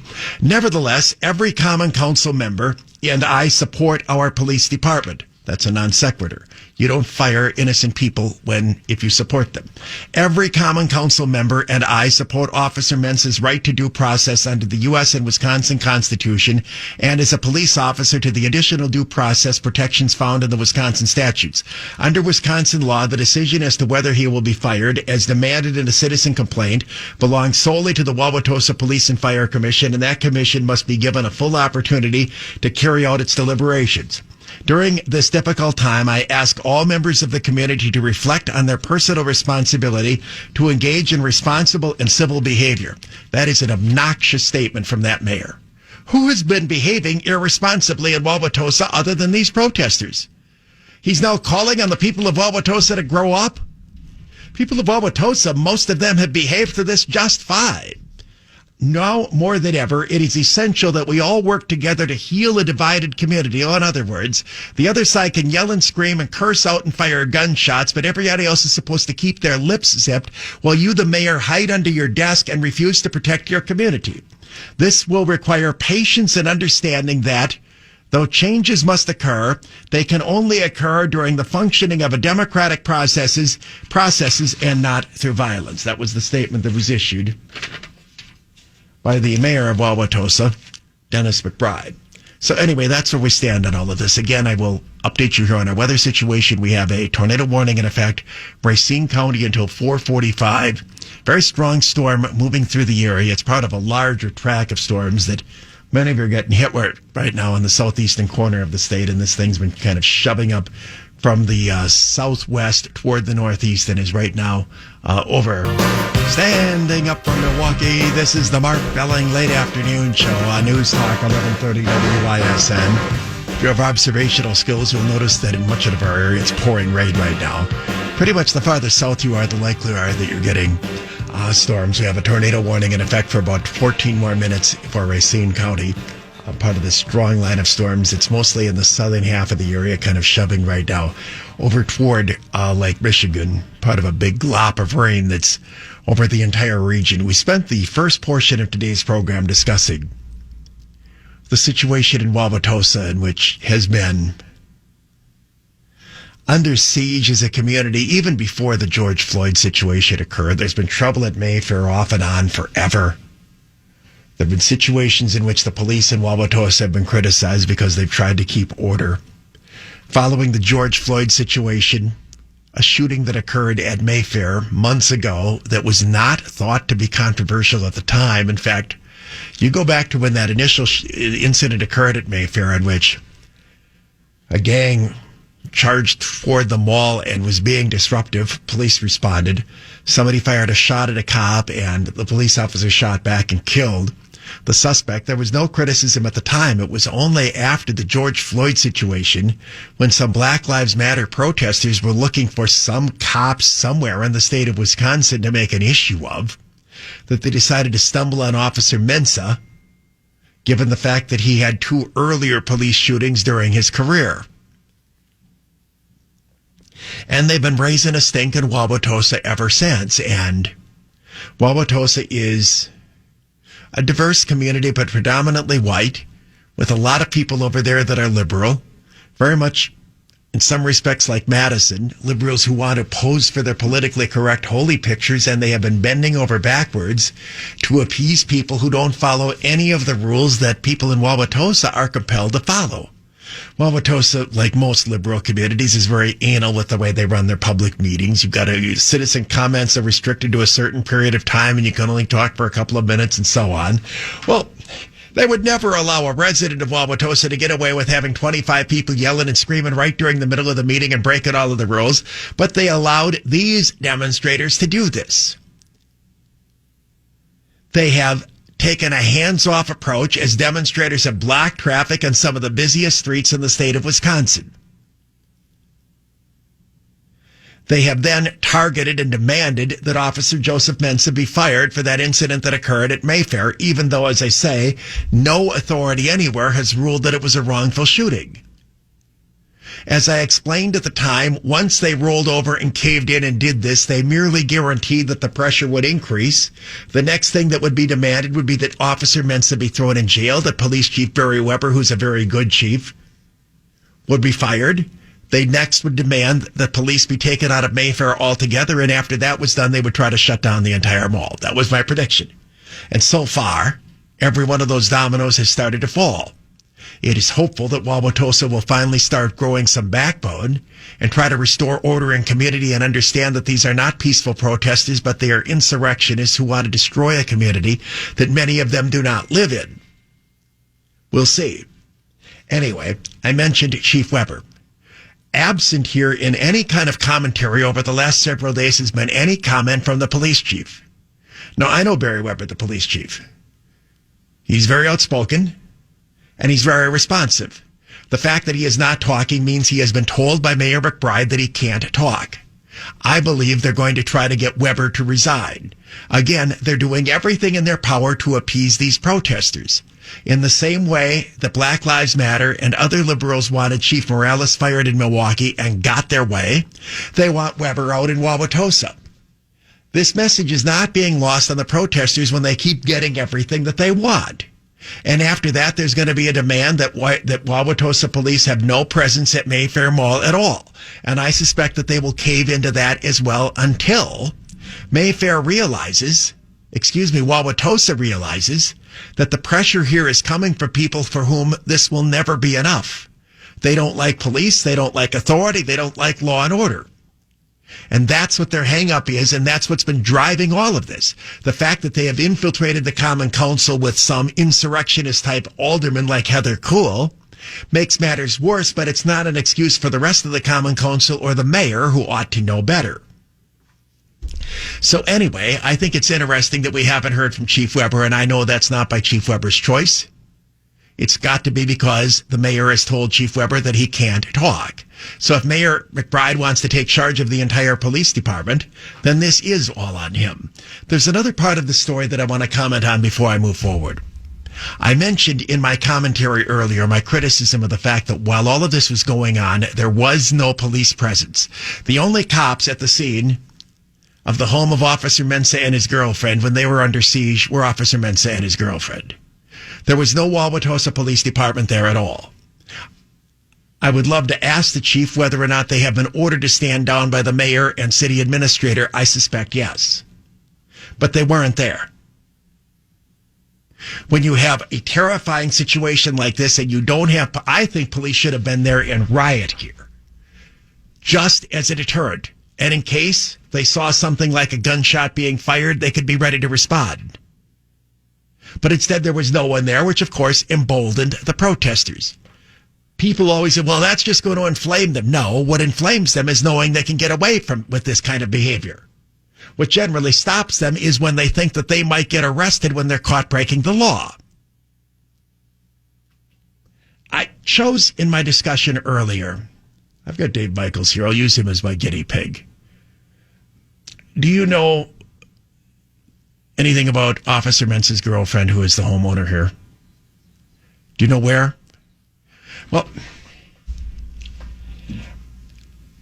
I am not going to name her, even though these names, social media and so on, are all over the place because she doesn't need any more crap herself. But she did sort of identify herself, and I've mentioned a couple of times in the past what she does for a living. She's a police officer in Milwaukee.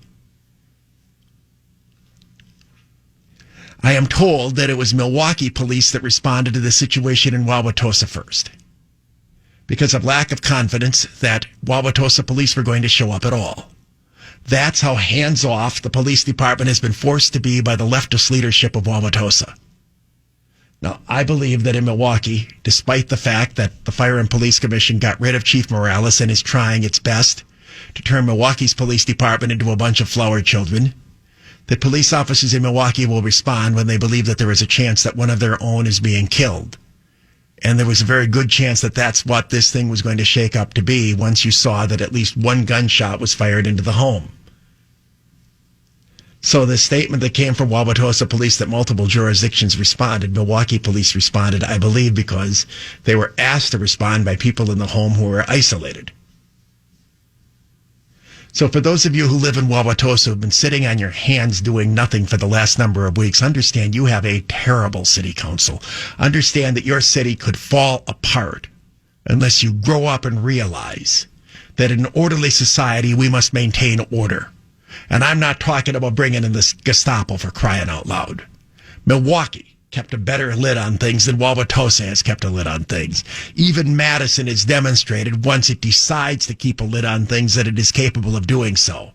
But it starts with empowering your police department to enforce the law, and it starts with understanding that many, not all, but many of these agitators, including those that are throwing rocks through the windows of people's homes, are not peaceful protesters, but are insurrectionists hell-bent on breaking the law.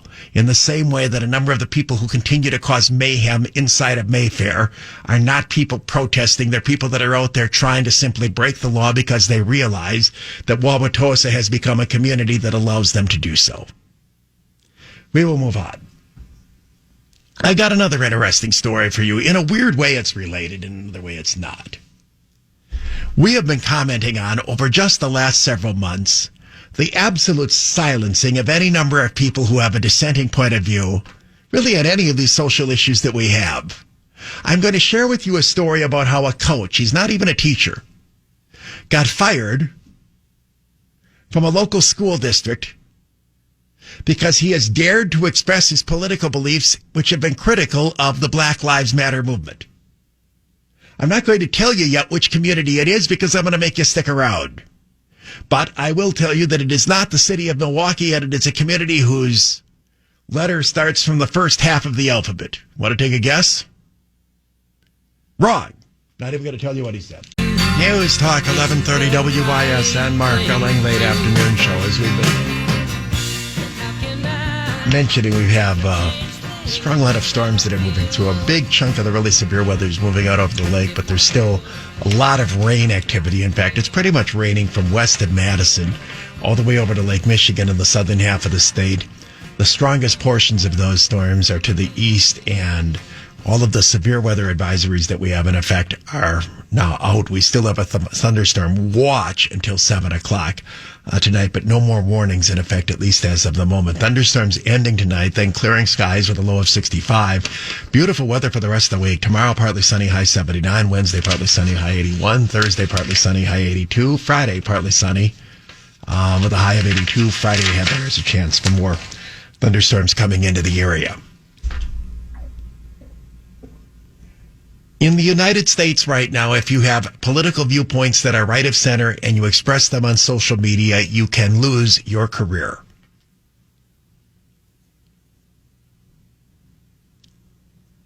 That's just reality. My advice would be to not post your political viewpoints on social media if you don't want to lose your career. But I also understand in saying that you are allowing social media to simply be a forum for only one side of the discussion, as we're essentially conceding that Americans do not have a right to their political opinions anymore. During all of the other crackdowns that have occurred and the tearing down of statues and everything else that have occurred over the last several months of liberals destroying everything that was once America, the right of people to have diverse points of view has also been shot. From the individual perspective, you could take the path of least resistance and not at least post things on social media where the entire world can see them, repost and raise a stink. Or you can stick to your guns and hope that somebody's going to have your back when they come after you. The following is a story of an apparently opinionated person who's out there in the community. He's a coach at Germantown High School. Germantown is one of the most conservative communities in all of southeastern Wisconsin, but even there, you are not safe from the politically correct school administration. The superintendent in Germantown resigned. They've got a new one. And he apparently is somebody who is making it clear that if you have political viewpoints that somebody objects to and the right of center, that your career in Germantown is over. Now, in preparation for this segment, I contacted the Germantown principal, athletic director, and school superintendent, and none of them have chosen to respond. I assume that means that they don't want to respond, and they couldn't care less if the folks in Germantown realize that somebody says something in Germantown that Black Lives Matter doesn't like, Germantown's going to fire them. I'm not going to defend the comments that were made by the individual teacher, other than to say that you can say things like this from the left and not have to worry at all. There's almost no limit as to how far you can be an out-and-out Marxist. You can condemn police officers. You can condemn white people. You can talk about white privilege. If you say something, though, that offends someone on the left, they're going to claim that simply the offensiveness of that speech is enough that you're done. Now, the person who contacted me is the individual who was fired. He is not a teacher. In high schools in Wisconsin, most of the coaches, well, that's not right. Public high schools, teachers have the first crack at a coaching job, but when there aren't enough teachers to fill a certain kind of thing, some non-teachers will come in. Often, for example, you'll see private schools can hire who they want, but say at a public school, often the guy who coaches the defensive backs might be a non-teacher, or somebody who's an assistant gymnastics coach might have experience in that sport, and they might not be a teacher. So on, but most of the head coaches are still teachers. Not all. They're, there's a famous police officer who's a basketball coach around the area. Anyway, I want to make it clear, this guy did not get fired from a teaching position. He's not a teacher. He was an assistant swimming coach. His name is Tim D'Amico. Now, I'm going to share with you what he told me. He also sent this to numerous other talk show hosts and others, and the story has been covered elsewhere as well. I've been an assistant coach with the Germantown girls swimming and diving team for the last 3 years. The upcoming season was going to be my 4th. I grew up in Germantown and graduated from there myself in 2011. For the last 5 years, I had been coaching club for 2 different private club organizations. In my time as a coach, I have worked with kids and never once had a personal or professional complaint against me. On Thursday, July 9th, I shared a post to my Facebook page comparing the KKK to the BLM organization, not the statement Black Lives Matter, because of course I agree with that statement, but with the political organization is not something that I as a conservative can or will ever support. Now let me interject. I am of the opinion that a lot of people do not know that Black Lives Matter is not only a slogan, it is also a group. The group Black Lives Matter is a Marxist organization that has radical points of view. I believe many people who say the term Black Lives Matter do not realize they are affiliating with a radical group. Many people are bothered, for example, that the NBA puts Black Lives Matter on their court. The NBA has said they're not endorsing any particular group. Well, that is the name of a group. Nonetheless, it can create confusion. This guy is saying, look, my criticism here is of the organization. My criticism is not of the statement, Black Lives Matter. Back to his comments to me. Around 11:30 that day, I got a voicemail from the athletic director. Her name is Sarah Unerdl at Germantown High School. I should point out I contacted Sarah Unerdl. She has not responded to me. So if she doesn't like the spin that's being offered here, it's because she has chosen not to come out and defend why it is that she's out there sanctioning people for their political points of view. I was at my full-time day job and unable to call her until later in the afternoon. When I did connect with her, she told me there was a post from me on social media going around that concerned them. She explained the post to me, and I explained my stance on the post. She made it sound like there was some sort of outrage in the community about me and the post that I shared. Little did I know, the post was sent to each school board member and the principal, Joel Farron, from a single person that doesn't even live in Germantown. They live in West Bend. Now, let me interject. This, of course, is the danger in social media. Somebody could be a teacher in Massachusetts, and somebody could read it in Anchorage, Alaska, and the next thing you know, they're going to contact everybody in Massachusetts and the rest of the world. The social media, of course, knows no geographic limits. So one person saw this in West Bend, didn't like it, sent it everybody in Germantown, and tried to create, a big thing about it, and apparently succeeded. Back to the email. When I was talking with Sarah, again, she's the athletic director, she mentioned other people they saw on Facebook that I had shared or posted myself that concerned the district. Some of the posts were about the recent rioting and looting, most having firearm references, as I am an avid and open Second Amendment supporter and concealed carrier. I might mention so is about half of Germantown. I always will advocate for responsible and legal ownership of firearms. I, of course, explained to her that I have never had my firearm with me while on school property or at school-related events. Regardless, she nor the human resources representative that was also on the call seemed to really care. She told me that she did want to let me know that they will need to look into this further and they will get back to me as soon as they can. Let me interject. I wonder how often somebody's made a lefty comment up there in the Germantown school district that they have gotten this kind of treatment. And again, Germantown's a very conservative community, but as again, when you have school officials who are essentially leftist hacks, they're out there laying for anybody who might be right of center. And if some people say something that might be deemed offensive, they're going to use that as their opportunity to sanitize and purge the districts from one more conservative thought. This problem is endemic across public education, as we have hacks like the individuals who are up there at Germantown who will look for reasons to get rid of people. Perhaps in some cases rightly, but it simply is never applied the other way. There is nobody out there trolling around Facebook to see if we can't find somebody who says something bad about the military or bad about the police or bad about some other group that conservatives might like. Back to the guy's email.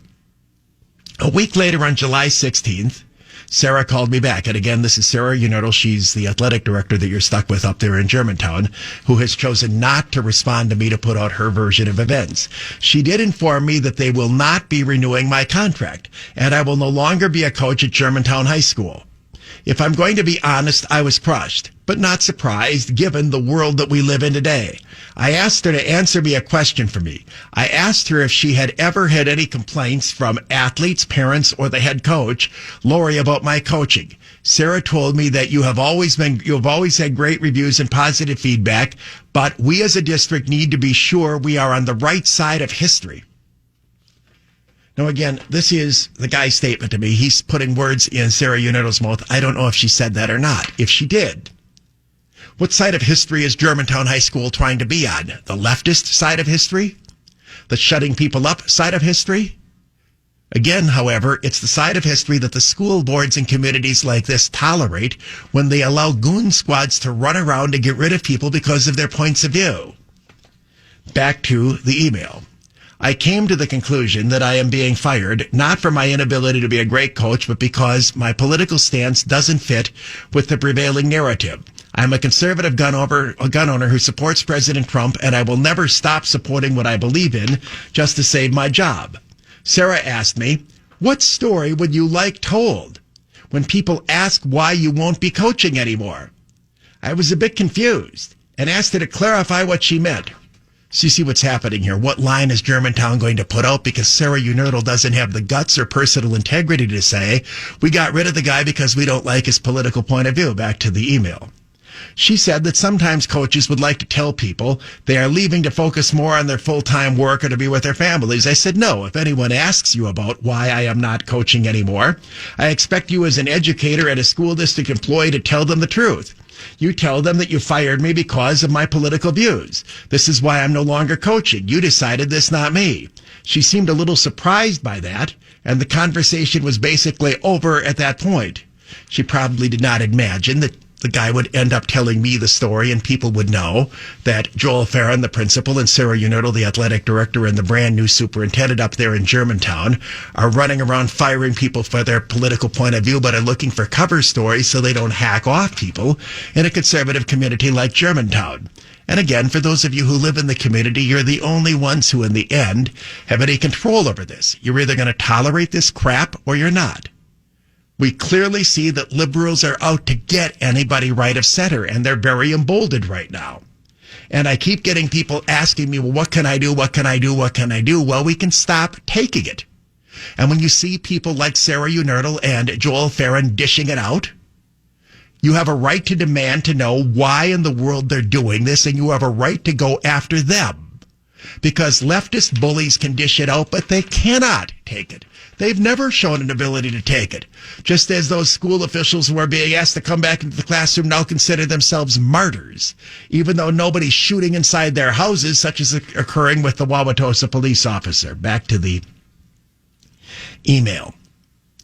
I asked Sarah about 3 times before she finally sent me the copies of the emails that I requested. From looking at the emails, and I should point out that he has supplied to me the emails he received in an open records request discussing his case, and indeed, this thing was batted around among the highest levels of the Germantown school administration, in which they all expressed concern when they saw the commentary in which he compared the attitude of KKK, a racist organization, with the attitudes of BLM, an organization that he believes also has racist views. That is the man's political viewpoint. Back to his piece. It sickens me that there are people that these are the people that are in charge of our kids' education. From all different angles, they are telling kids that you must believe this way or you will lose your job. If you don't believe in what we believe, then you are a racist. Given the world that we live in today, I am not at all surprised that I lost a job with a school district, considering that I am such a strong conservative and open about that publicly. But I did feel like I needed to make this known, that the cancel culture is attacking more than just conservative TV or talk show hosts. This culture is coming after anyone with an opposing view, and we need to stop this. And again, it comes from Tim D'Amico, who all he was an assistant swimming coach up in Germantown High School, and they got him. This is how deeply this is reaching into society. And for people that, well, this is only Milwaukee, it's only Madison, this happened in Germantown. And it's going to stand in Germantown unless the school board in Germantown decides that it doesn't want people who are running around like this, trying to gut people's careers because they don't like their political views, to get away with it. Unless, as I suspect, the Germantown School Board was involved in it, because many of these school board members, even in conservative communities, are rather liberal, and when they get an opportunity to impress their liberal friends, they will do so. We have across our society right now witch hunting going on. The only thing most of us can do is A, make sure we're all aware of it, and B, when you live in the community where it occurs, you can speak up and make it clear that you don't agree with it. I do understand that many people are now fearful of speaking up, even in Germantown, for being on the wrong side of political bigots like Sarah Unerdl. Here, just tell Alexa, Google Home, or Siri on HomePod to play 1130 WISN on iHeartRadio. Then sit back and enjoy the excellence. News Talk 1130 WISN, Mark Belling, late afternoon show. In fact, let's do it right now. I'm going to give you the sizzling summer cash contest text in word for the 5 o'clock hour. Again, we at the moment do not have any weather advisories in effect, other than a severe thunderstorm watch for the whole region until 7 o'clock at night. Strong storms have been moving through the area, and it looks like the severe component of it has moved out over the lake. Again, the word for this hour is bills, B-I-L-L-S, bills. You have between now and 6 o'clock to text in bills to 200-200. You get a text confirming entry plus iHeartRadio info. Standard data message rate supply on this nationwide contest. Since we interrupted a commercial break, and I'm not sure if that goes through the, does that go through the online feed or not? Anyway, so we think everybody heard it, but because it came in the middle, I'll just quickly stress this might be, I mean, obviously it's something that was a shooting, but it might have nothing to do with security or the president. But it did happen right outside the White House, where law enforcement shot a suspect outside the White House fence. I think I mentioned early that it was inside the perimeter. It was outside the perimeter of the White House, but in that area where they maintain security, kind of this buffer area that's in there. And the only reason it got noticed is because President Trump was delivering his daily briefing, and the Secret Service took him out of the room when this incident occurred. They wanted to make sure we don't have some big, huge thing coming on and so on. And once they realized that it was simply involving the one person, the president resumed his briefing. So we don't know much more than that, but nobody was ever close to the president or inside the White House or anything of that nature. And we'll find out later, probably. More about it. The president said law enforcement will be doing a briefing a little bit later on. I spent a good chunk of this hour talking about how somebody, and I think the whole point of this story is that he didn't have a big job. He's just an assistant swimming coach and not even a teacher.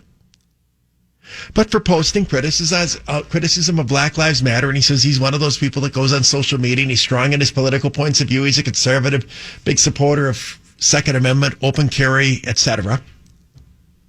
Somebody didn't like the fact that he compared Black Lives Matter, the movement, he stresses, not just somebody who believes in that statement, the group Black Lives Matter, to the KKK, both as being racist organizations. Now, whether you agree with that or not, it's a political point of view. There was a time in which just about every teacher that was out there had political. No, it was like no teachers were in the middle.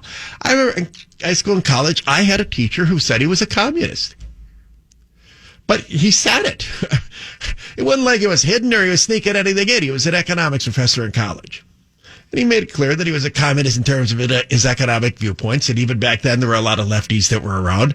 There were also some people that were right-wingers, and at the time, the whole point of going to college and even high school was you would attempt to encourage aggressive and vigorous dialogue. There was no idea considered too extreme. Angela Davis, fresh out of prison, spoke to my college when she was there. Out and out Marxist, and I think we had a guy from the John Birch Society who might have been on campus too. Just any kind of political viewpoint that you could imagine, and you wanted to expose kids to this as well. Give them every idea that they could. Let them hear all of this stuff and decide for yourself what you think about things. If you hear something you don't like, question and criticize it. Now, the only allowed political viewpoint is from the left, and really from the far left. They can say anything they want and go to any extremes they want and break any laws they want. Anyone who dares speak out from the right is shut down, silenced, and often fired. This has clearly been going on, this self-sanctioning within public schools for many years.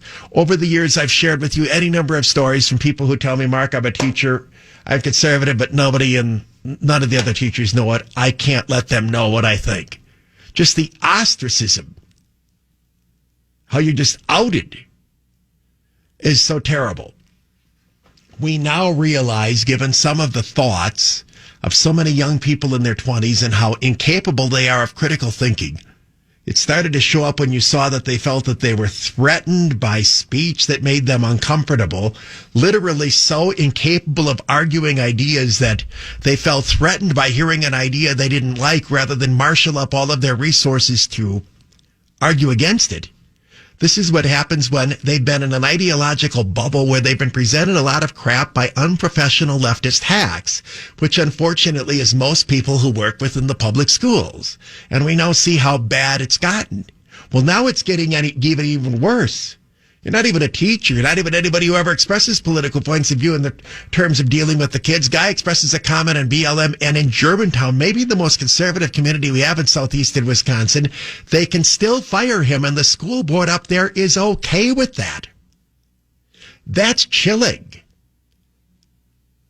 I mean, it's not like the guy was running around wearing a sheet or anything, for heaven's sakes.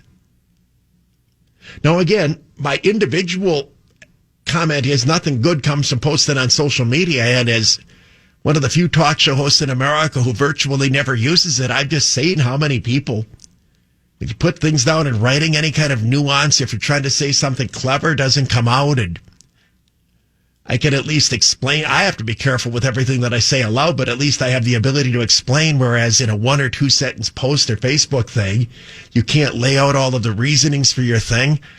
I just would say nothing good comes from posting on social media, especially if you're right of center, but that doesn't make this right.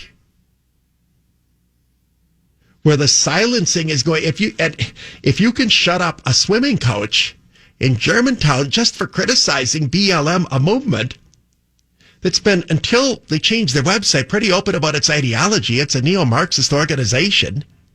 And again, he's smart enough that he's separating people who simply agree that Black Lives Matter, which he is one of, from the agenda of the organization. If you can't even criticize an organization, think where we are. New York State is trying to disband the National Rifle Association, a state government trying to make a political organization shut down. But in Germantown, Wisconsin, you can't even criticize another political organization without losing your swimming coach job.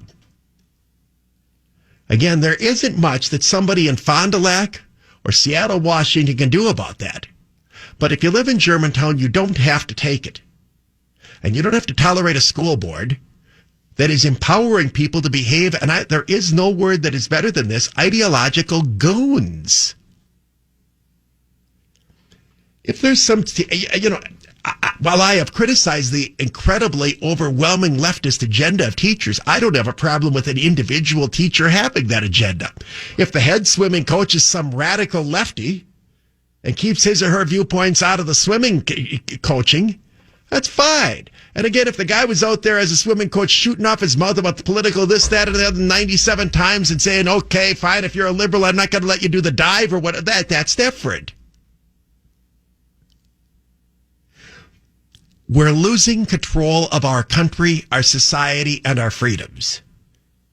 And when it gets all the way to Germantown, and school board members are okay with this, and athletic directors are worried about being on the right side of history, deciding, for example, just exactly what side of history she's going to put the swimming team. That's not a free country anymore. It is happening everywhere. And it is going to be most easily defeated at the grassroots, at the bottom, at an individual local level. Now, I'm not expressing any confidence that anybody in Germantown is going to do anything about this. The school superintendent and school board, I asked that all of them be given a copy of the emailed questions that I put in. I heard from none of them, meaning none of them even bother to want to defend what it is that they're doing out there.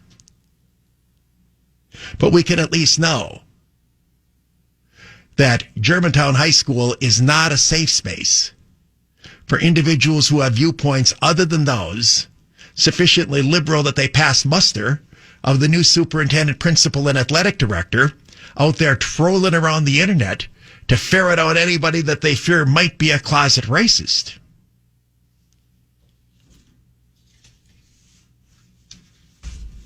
Germantown. I mean, this isn't Shorewood. Germantown. Like I say, you do these shows and you just wonder how these things settle out there. I can tell you in the comments that I get from people, and my continuing belief that Trump is going to win re-election, that he's underpolling because so many people know they can't say aloud what their political viewpoints are, that many people are furious about this. But the fact that people are afraid to speak aloud about it also means that many people are afraid to speak up and object to it. Imagine if Sarah Unodal was on the receiving end of some of the goon-like behavior that she dished out. And if the principal up there was on the receiving end of getting a little bit of crap from people who didn't like the ideological censoring that he is doing from somebody who would dare to criticize an organization that, as I said, has out and out embraced Marxism and has made clear its hatred of police officers. All of them. From Investment Group, the retirement specialist, I'm Marie McFarland. Standing up for Milwaukee, this is the Mark Belling Late Afternoon Show on News Talk 1130 WISN. In the last segment, we discussed the situation in Germantown and comments from the swimming coach who was fired from his job up there. We're going to be posting that on Belling.com when I receive from him, but don't look for it now. We'll have it up sometime after the show is over tonight for those of you who want to check it out. It looks like college football is done for 2020. The Big Ten and 5 other conferences are moving toward, I love this, trying to move the football season to the spring. See, this is what everybody's like doing now. Well, we can't do it now. We'll try to shove it to the future. So you end up with the NBA season winding down now and the playoffs starting in a few days. Major League Baseball trying to somehow work through this shortened season so they can get to the playoffs. The NFL saying, well, we won't have a preseason, but we're going to try to have a regular season. And now college football, which, if you understand, maybe I should give a little bit of background here. For those of you not aware, college football carries the athletic budgets of almost all major universities. Most universities, at least the public ones, are set up the way Wisconsin is. Wisconsin, the university sports program does not get tax support other than the buildings and facilities themselves are publicly owned and the bonding is issued by the public. But the actual budgets, paying the coaches, etc., paying for the travel, most of these university sports departments are self-sustaining. In other words, all the money they make off of the revenue-producing sports carries the zillions of non-revenue-producing sports. For example, track produces very little revenue. Cross-country produces very little revenue. At UW-Madison, men's football produces the bulk of the revenue, followed by men's basketball. Men's hockey is slightly positive cash flow. I believe women's volleyball is slightly, this is several years ago. Women's volleyball, I think, was slightly above water. Women's basketball was kind of a push to under. And the others, of course, all cost them money. In other words, they make all the money off of men's football and a couple of the other sports, but men's football is by far the biggest revenue generator because the TV rights are the greatest and, you know, Wisconsin, they sell 80,000 tickets. So if they don't have a football season, it is a backbreaker. On the other hand, almost all of these universities are in liberal college towns, and the universities themselves are very, very liberal. And it is liberals who have been quickest to want to cancel things because of the coronavirus. Thus, the NFL season is still on, but college football is about to pull the plug, and they're now talking about holding the thing in the spring. They keep believing that there's a silver bullet on the calendar here. And the position that I have been taking is there isn't. Now, the one thing I say on all of my discussions on coronavirus is I could be wrong. I sure wish Fauci and some of the lefties would say that before they've issued these broad statements. Because it is a new virus, it's very similar to other coronaviruses and very similar to some diseases that we've had in the past. But because it is new, we don't know how it will play itself out. We also don't know if there's a vaccine, how effective it will be. We also don't know, is this a virus that we develop 100% resistance to after getting it once, maybe 80% or none?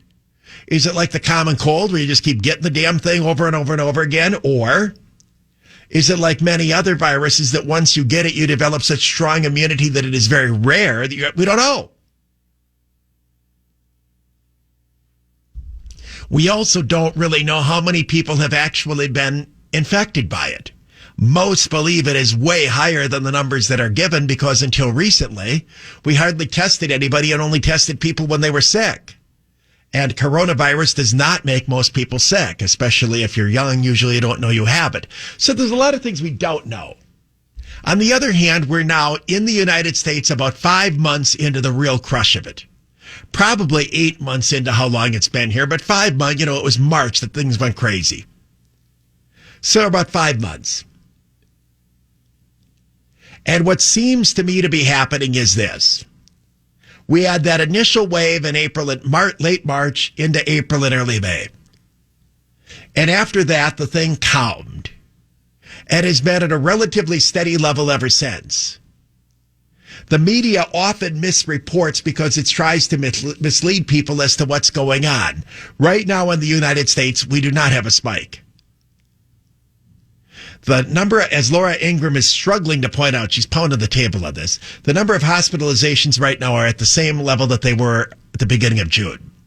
We had a somewhat increase in hospitalizations over the last several weeks, but it was relatively modest as the virus moved from the Northeast to other parts of the United States. But the hospitalization rate remained relatively low across the country, just as it has in Wisconsin, where we're generally in the range of in the 200s or 300s per day and have been for months. What we have seen an increase is the number of positive tests.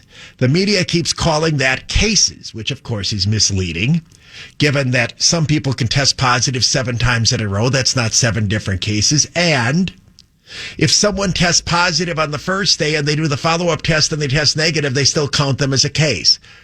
So you end up with this inflated number, but the biggest reason that they're in the increase in the number of positive tests is because we're doing way more tests. Still, it's, to me, almost unarguable, and some people on my side, on the right, want to argue it, the ones who want to say that coronavirus doesn't exist. It seems to be unarguable that coronavirus is not going away. I don't believe it's going away. I think it's possible it will never go away. I didn't say that's likely. I don't know. I have tried, unlike all of these people on the left and the media, to have a little bit of humility here in dealing with science that we do not yet know. They always follow the science, yet they themselves don't follow any science. They make wild statements about the future based on nothing. But I think it is very possible that this virus is going to be like many, many other viruses that are out there and exist in the human population that simply never go away. That it just becomes one of the many types of things, human conditions, that we have to deal with. VD has never gone away. You have to deal with it. AIDS and HIV is still out there. You have to deal with it.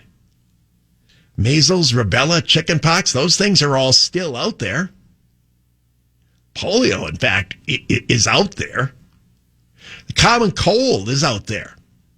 And then things that are a whole lot more serious: cancer, diabetes, Alzheimer's, numerous other conditions that generally aren't thought to be contagious. They're out there as well.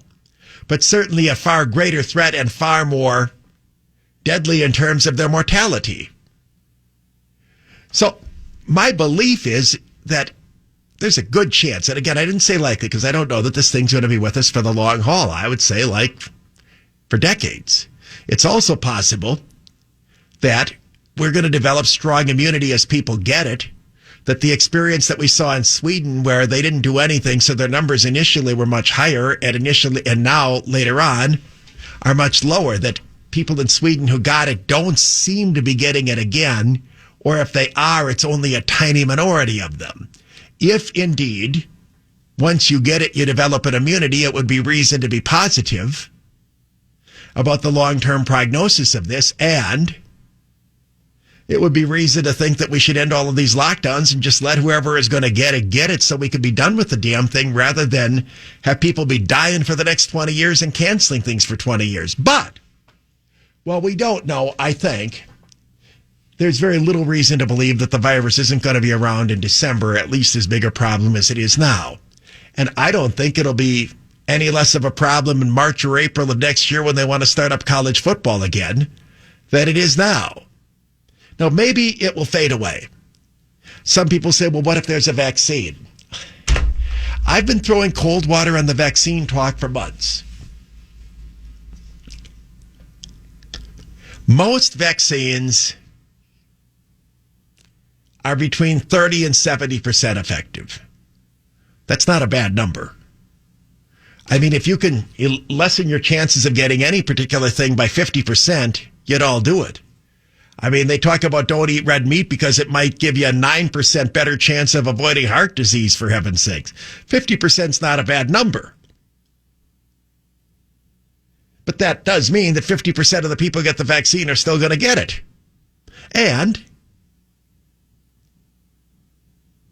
I can't think of a vaccine out there other than the ones that kids are being given because they don't have any say in it, that more than half the population gets. Half the population doesn't get the flu shot.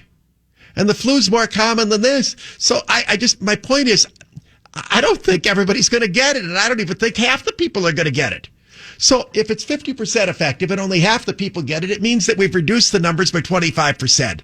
Now that's good. 1 in 4 people not getting it, that really lessens the spread because, you're likelier to get this if you're around somebody who has it, and the fewer people who have it, the less likely it is to be spread. It's not like that's a nothing, but to think that this is the silver bullet that solves everything, I just don't think it is.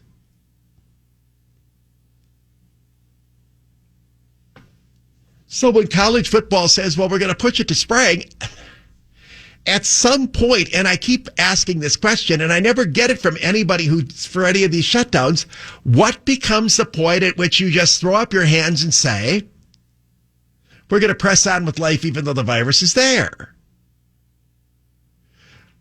Dave Michaels thinks the election in November. I don't agree with that. I think that if Joe Biden gets himself elected president, the left is going to be so empowered to shut down things forever. Now, others say if Biden wins, he has to have a decent enough economy, and then he'll let all of this stuff end. And many people point out that when we had the swine flu in 2009, Obama was the president, and we did nothing then. Fauci had the same job that he has now. We didn't do anything, and that by every level infected way more people than coronavirus seems to have infected. But we've culturalized inside people this terror and this fear. I mean, the mask wearing is the other thing. I mean, there are some people who believe that the summer months actually have slowed the spread of the virus, that it's going to get worse in the cold. You got people running around wearing these masks everywhere as it is now. From the perspective, though, of college sports, if they don't have college football, they can't have anything else, because college football produces all the revenue. The schools that don't have football, like, say, Marquette, they have to get even more out of basketball, and they make a bigger deal of their basketball and so on because they don't have football to carry the freight. And some of the smaller schools, football doesn't even produce any revenue because they're just small schools. They're not on TV and so on, and they have to get tax support and student fee support in order to keep these things going. But for these college universities that have these massive infrastructures built on, remember, they give thousands of students scholarships in all these sports. I mean, track scholarships and this scholarship, every sport out there, tennis. They all have these scholarships, and the money all comes from college football. If you're not going to resume any of these things, you've interrupted the money flow to pay for all these scholarships and to pay for these salaries and to pay the rent on all these facilities that they have and so on. And I'll use an example in horse racing. I mean, the Kentucky Derby that was supposed to be held the first Saturday in May, they shoved it to the first Saturday in September, Labor Day weekend. They go, well, we'll do it. And as I said at the time, what do you think you're doing buying 4 months? Who said, well, it'll probably be gone in 4 months. Based on what? Why do people keep thinking 3 or 4 months something's going to be better? They said from the beginning it's probably a year for a vaccine, and that's assuming the vaccine knocks it out, which nobody thinks is going to happen. Why would anyone in April or May have thought in September anything would be any better? So now the Kentucky Derby, well, we're going to have 50,000 fans. You watch. They're going to end up with no fans, or maybe 2,000 or 3,000 in there. They may as well have held the thing in May with nobody there, because that's what they're going to end up with. Until you finally get to the point where people do what Elkhart Lake did over the weekend with an ad, just screw it. We're going to hold the event, and if people want to come, they want to come. And if people are afraid of getting sick, they don't have to come. But we don't appear to be close to that. The less government is involved and the less liberal the area, the more willing you see people to resume their regular lives. For example, Sturgis went on. I think it's still going on, isn't it? When does it break up? Wednesday? Yeah. They say the numbers, it's impossible to get. It's not like you have attendance. It's where they go through turnstiles. They're guessing there's about 250,000 people there, which is about half as normal. But, you know, these people camp out, and it's hard to figure out exactly how many people are there, but the numbers are down, but it's still massive. Well, Sturgis, you know, they say, well, I can't believe Sturgis allowed it to occur. And Sturgis, how do you stop them? They're people who come here on a motorcycle. It's not like we're going to have people at the Minnesota state line shooting you if you try to cross the border. So that's something that's outside the control of government. With regular old people, they want to go on their motorcycles and they want to go to Sturgis. Likewise, the farther away you get from Milwaukee and Shorewood, the more people that are out there, and companies that are just ignoring the mask requirement. Bars, restaurants, nobody has them on. Stores, nobody has them on. It's only the chain stores that have a national policy that require them. You get into the city of Milwaukee and everybody's wearing masks everywhere because it's enforced. So where people are given the opportunity to choose, they're choosing. The schools are the crosshairs. Most parents want their kids to go back to school. But the schools themselves are run by liberals, and the liberals don't want to run the schools because the teachers are too lazy to go into work.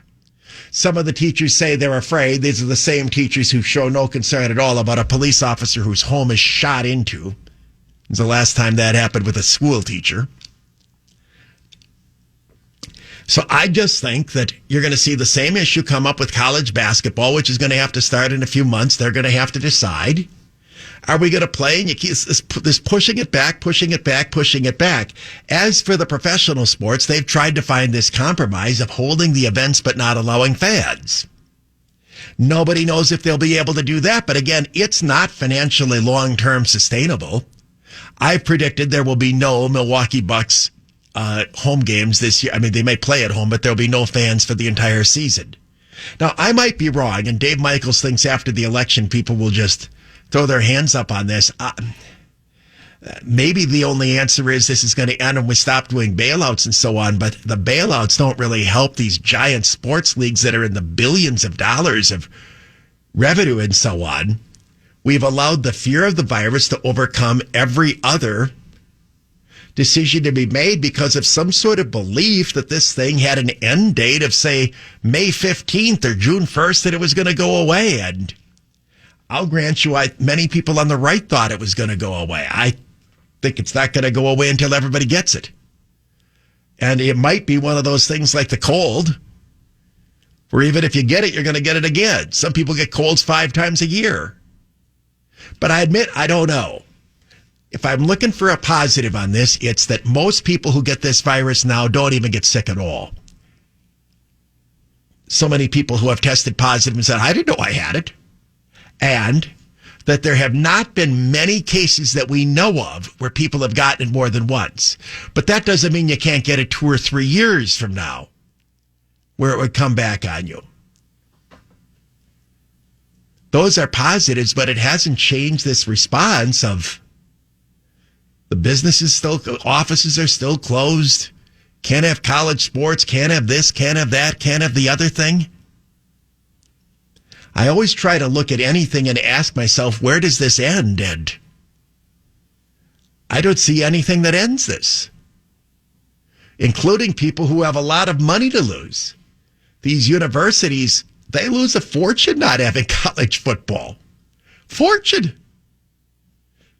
So the same liberals that want to shut everything down are also shutting down infrastructures that bankroll their universities. You're going to end up with numerous non-revenue producing women's sports that have to be canceled because no money to pay for it. And these are in universities that are seeing declining enrollment anyway. And I believe a cultural change that's going to result in far fewer of the current teenagers wanting to go to college after seeing, A, that you can have your life ruined for expressing the wrong point of view, and B, the amount of debt that were piled up by the generation older than them that end up totally underemployed.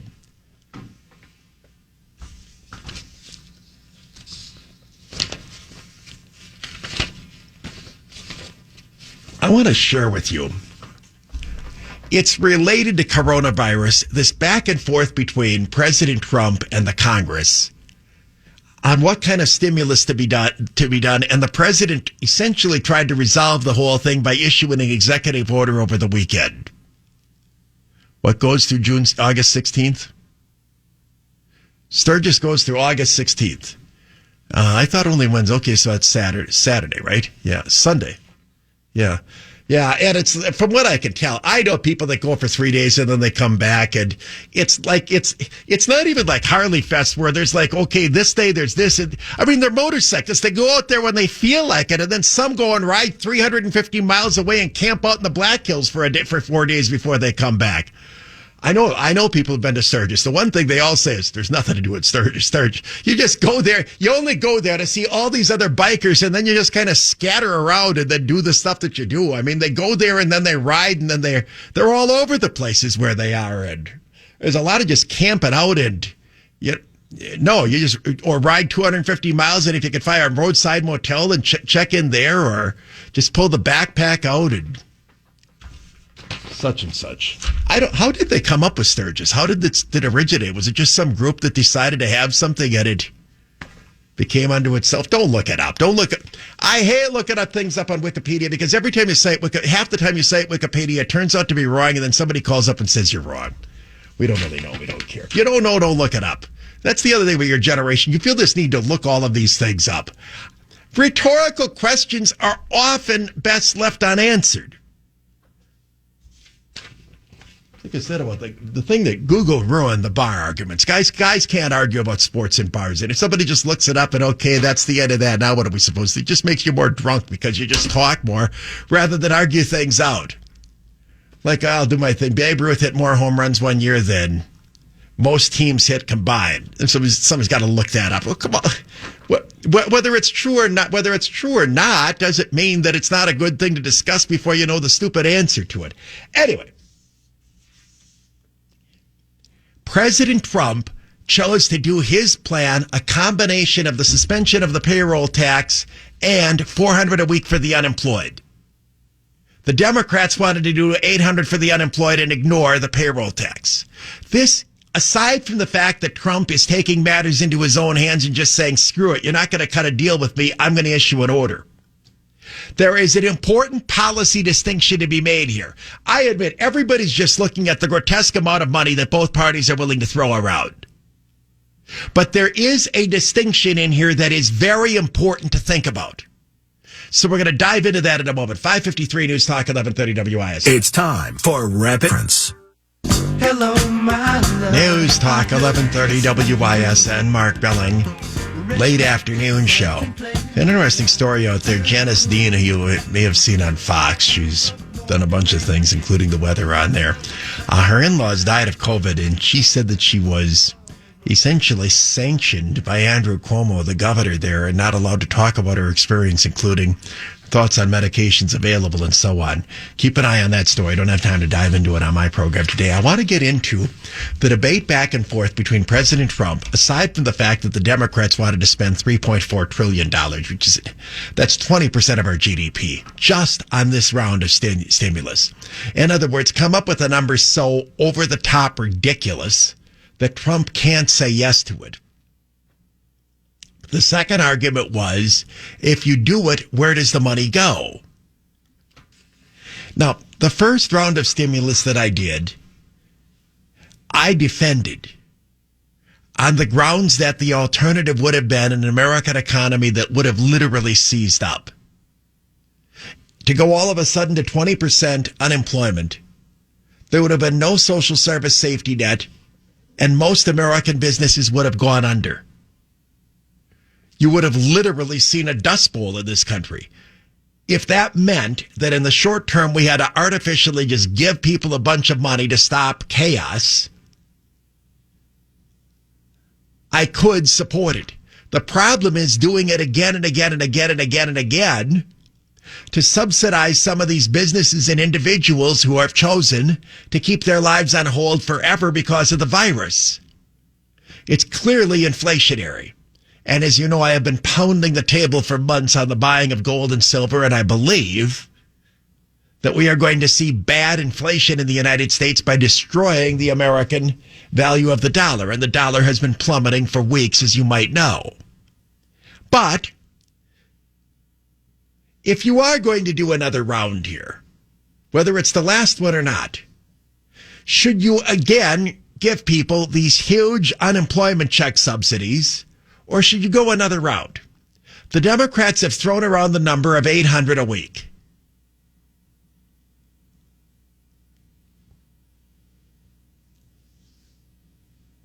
President Trump came up with a different proposal that he issued via executive order. Now, there's no way of knowing whether or not the executive order is legal or not. The Democrats would have to challenge it in court, and it takes a long time to get to the Supreme Court. But it is a way for the president to have acted, arguing, look, the Democrats were not serious in their talks with me. What the president did is did half of it in unemployment and the other half in suspending the payroll tax. This is an important policy distinction. The Democrats didn't want to suspend the payroll tax. Trump did. What's the payroll tax? I had somebody email me saying, Mark, what is the payroll tax? We hear that term all the time.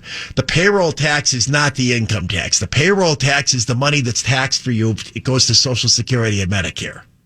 The payroll tax is paid half by you and half by your employer. This is not to be confused with your federal income tax. We call it the payroll tax, but you'll often see on your paycheck FICA and then Medicare. What is it? Oh, yes, there's letters after it. It's whatever it is. But that's the payroll tax. The president wants to suspend the payroll tax to come up with half the stimulus. The other half would be an unemployment. Why is this a better approach? When you gave out all of this, two reasons. When you give out all of this money in unemployment, you have many workers who don't want to return to work. We saw in the first round so many, and many of this did not affect people in Wisconsin because there's been such a lag in getting the unemployment checks out. But many people are receiving more money not working than they ever made while working. In the meantime, these companies, therefore, are hoping and praying their businesses stay closed because they'd rather be on unemployment.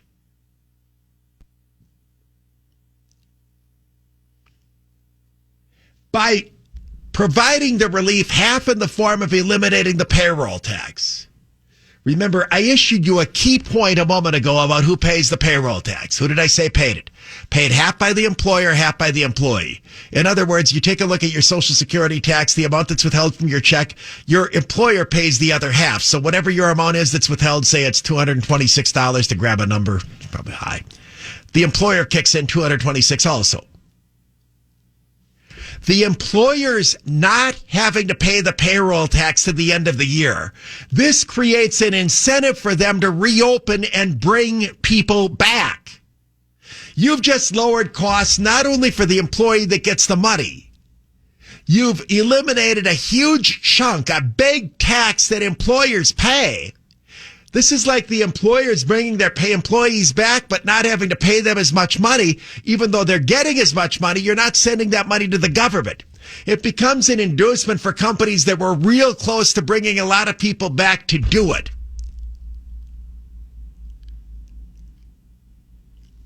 To have an economic recovery, it can't be permanently based on coming up with these funny money checks to pay people who aren't working.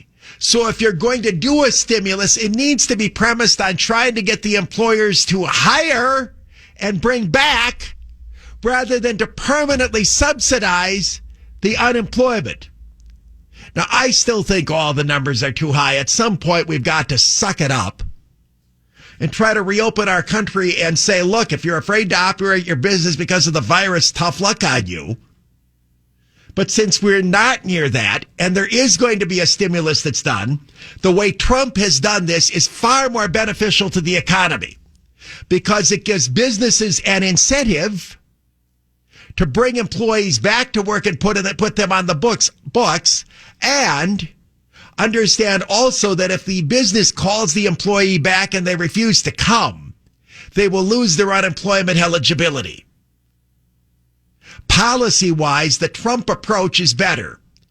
Politically, the very fact that Trump rolled up his sleeves and said, look, these people are being ridiculous. They won't work with me. I'm just going to do it. Again, indicates that he is a president of action, willing to try to solve something on his own when the Democrats are clearly obstructing, because I think the goal of the Democrats all along in this has been, they don't want Trump to take credit for getting any extra stimulus out. They want to make demands that are so ridiculously high that he can't do it and then say, look, Trump doesn't care about you. He won't even do a stimulus.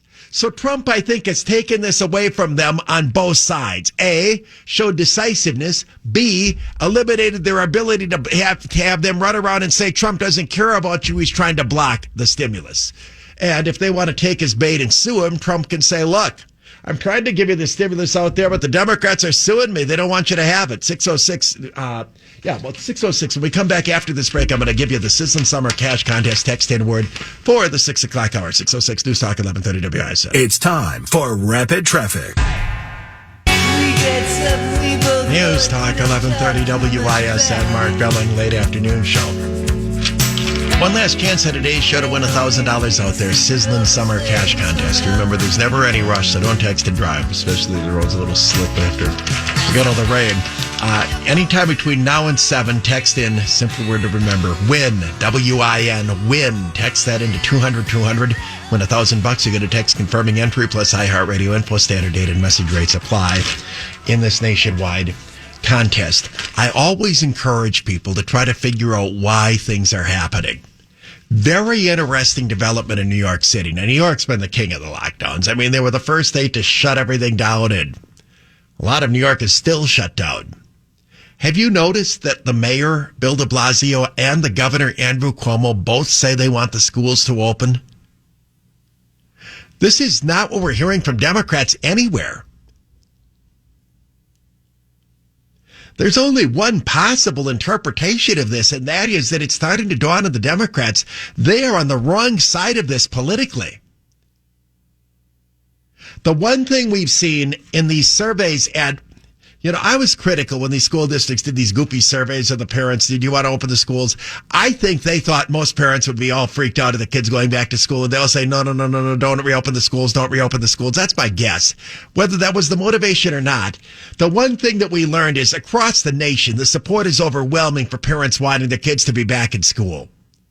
Of the options, in school, a combination of virtual and in school, or just virtual, it goes in that order. In-school wins, virtual is second, a combination is second, and just virtual is the third. The more liberal the area, the more support there is for not reopening the schools. But across the board, the numbers are very, very strong. Parents want their kids back in school. And we all know what the reasons are. It's dawning on a lot of people that kids don't get sick from this thing. It's also dawning on a lot of people that their kids are suffering emotionally, being locked up in their houses forever. They need them back to school. That is the whole just common sense thing about how far behind do you want your children to be. When you start to see Democrats shift their positions on things, there's always a reason for it. Now, we don't know if this is going to translate across the country.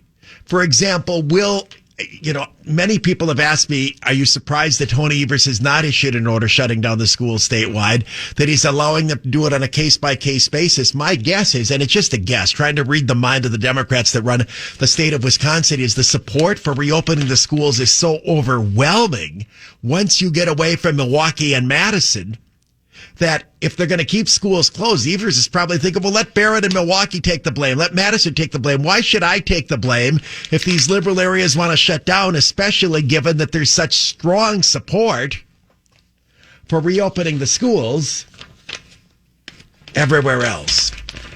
All right, so I watched the PGA Championship. I don't even know when that's supposed to be anymore. I think it was supposed to be used to be always the last major, but then it was supposed to be like in March or May or something or other, and they moved it because such and such. It's out there in San Francisco. I swear I thought that there'd be a homeless person laying around at the golf course, but there wasn't anything there. Anyway, the guy that won it is Colin Morikawa. I have no idea how many people watch this. Usually the majors get a big TV attendance, but nobody knows when anything is anymore. He does tie Tiger Woods' record for being the youngest player ever to win a major. Did you watch it? Dave Michael, did you even remember that it was on? Did you know it was on late? Well, it's because it's San Francisco, so it actually ended like around 7:30.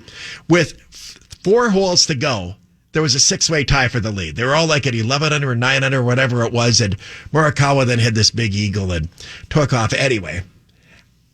There have been several major tournaments that we've had over the last 10 years where a guy would win it and everybody came out and anointed him as the next Jack Nicklaus, the next Tiger Woods. I think the first that fit that category was when Rory McIlroy won, whichever one he won. I don't know if it was the British Open or whatever. He's the next superstar. He's going to be the next guy to dominate golf. And then Jordan Spieth. Maybe I have it reversed. Then Jordan Spieth came around. He's unbelievable. He's the next superstar. He's going to dominate golf. Then it was Brooks Koepka, who keeps winning all these majors. He's the next superstar. He's going to dominate golf. Well, Colin Morikawa looks like the next superstar, and he looks like he's going to dominate golf. He looks so unbelievably good, so unflappable. He's so relatively small, yet such an incredibly powerful swing. I think the one thing we've learned with all of these guys who come out at a young age and dominate a major is they all turn out to be really good. I can't think of any of them that were flukes, but none of them becomes the next Tiger that's so much better than everybody else. That might be because there's such level of parity of so many young superstars there are, and it might simply be that players like Jack Nicklaus or Tiger Woods only come around once every 40 or 50 years. But this guy's very good. The thing that struck me about him, and Every generation is different.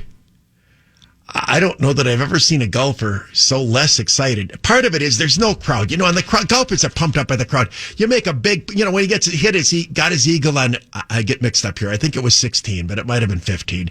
When he got his eagle, the crowd would have roared where there were a crowd, so he'd be swinging his fist and all that. So it's got to be weird when there's the only people that were out there in the course were caddies and the course, the volunteers.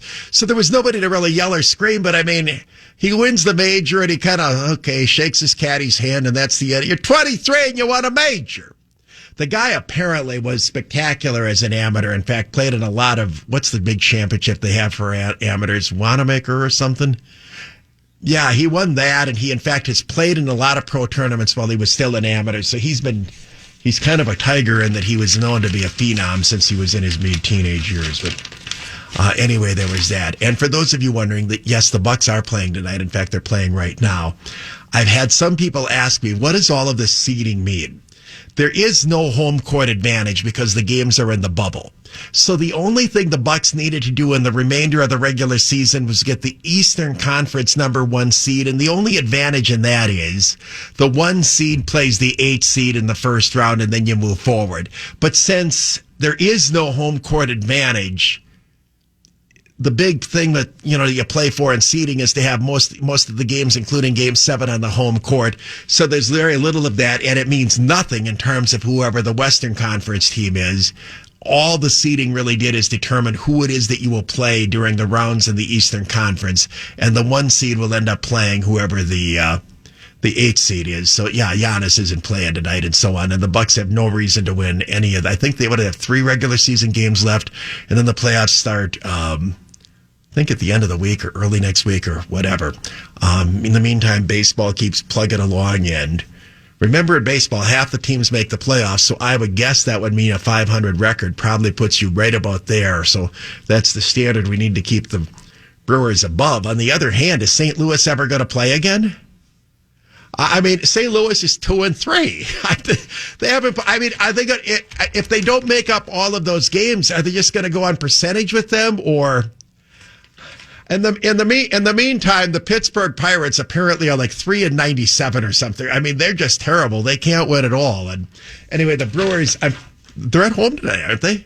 The Brewers are at Miller Park. You can't go, but they're at Miller Park, and they have 1 series each year with the Interleague. They play the American League Central when they're not playing the National League Central, so the Minnesota Twins are in town. Those are always wild games, so they're always great environments at the ballpark, but tonight it is what it is. In the meantime, Christian Yelich is still hitting only 149. Is he having a weird season? That I know. I have friends who are White Sox fans. That inside the park home run that he hit, he doesn't even run it out. I still don't know why he wasn't running it out. I thought when the ball hit, it was a foul ball. Maybe he just thought it was a foul ball, but it lands 20 feet short of the fence, but it's in fair territory, just jogging to first. The White Sox left fielder comes after the ball, and the next thing you know, he falls into the stands and somehow seems to be tangled up in a seat, and Yelich gets a home run. And then he responds, yes, he hit one off the middle of the scoreboard at Miller Park. So what I've noticed is his swing has been very tentative. And that's always a sign if you're not seeing the ball. Yelich usually, he can figure out where the pitch is the instant it comes off the finger, and he's already swinging by the time before the ball is halfway to the plate. And it's been more of a half swing, nervous, titchy kind of thing. He started drawing all those walks, though, which is usually a sign they see the ball because he's laying off pitches that they were having him chase. And then he hit one off the middle of the scoreboard yesterday. So maybe he's got himself back. But anyway, I think the Brewers are better than 50-50 to make the playoffs. I just think that the fact that they're 500 when so many of their power hitters aren't hitting at all is a pretty good sign for where they are. 621, News Talk 1130 WIS. It's time for Rapid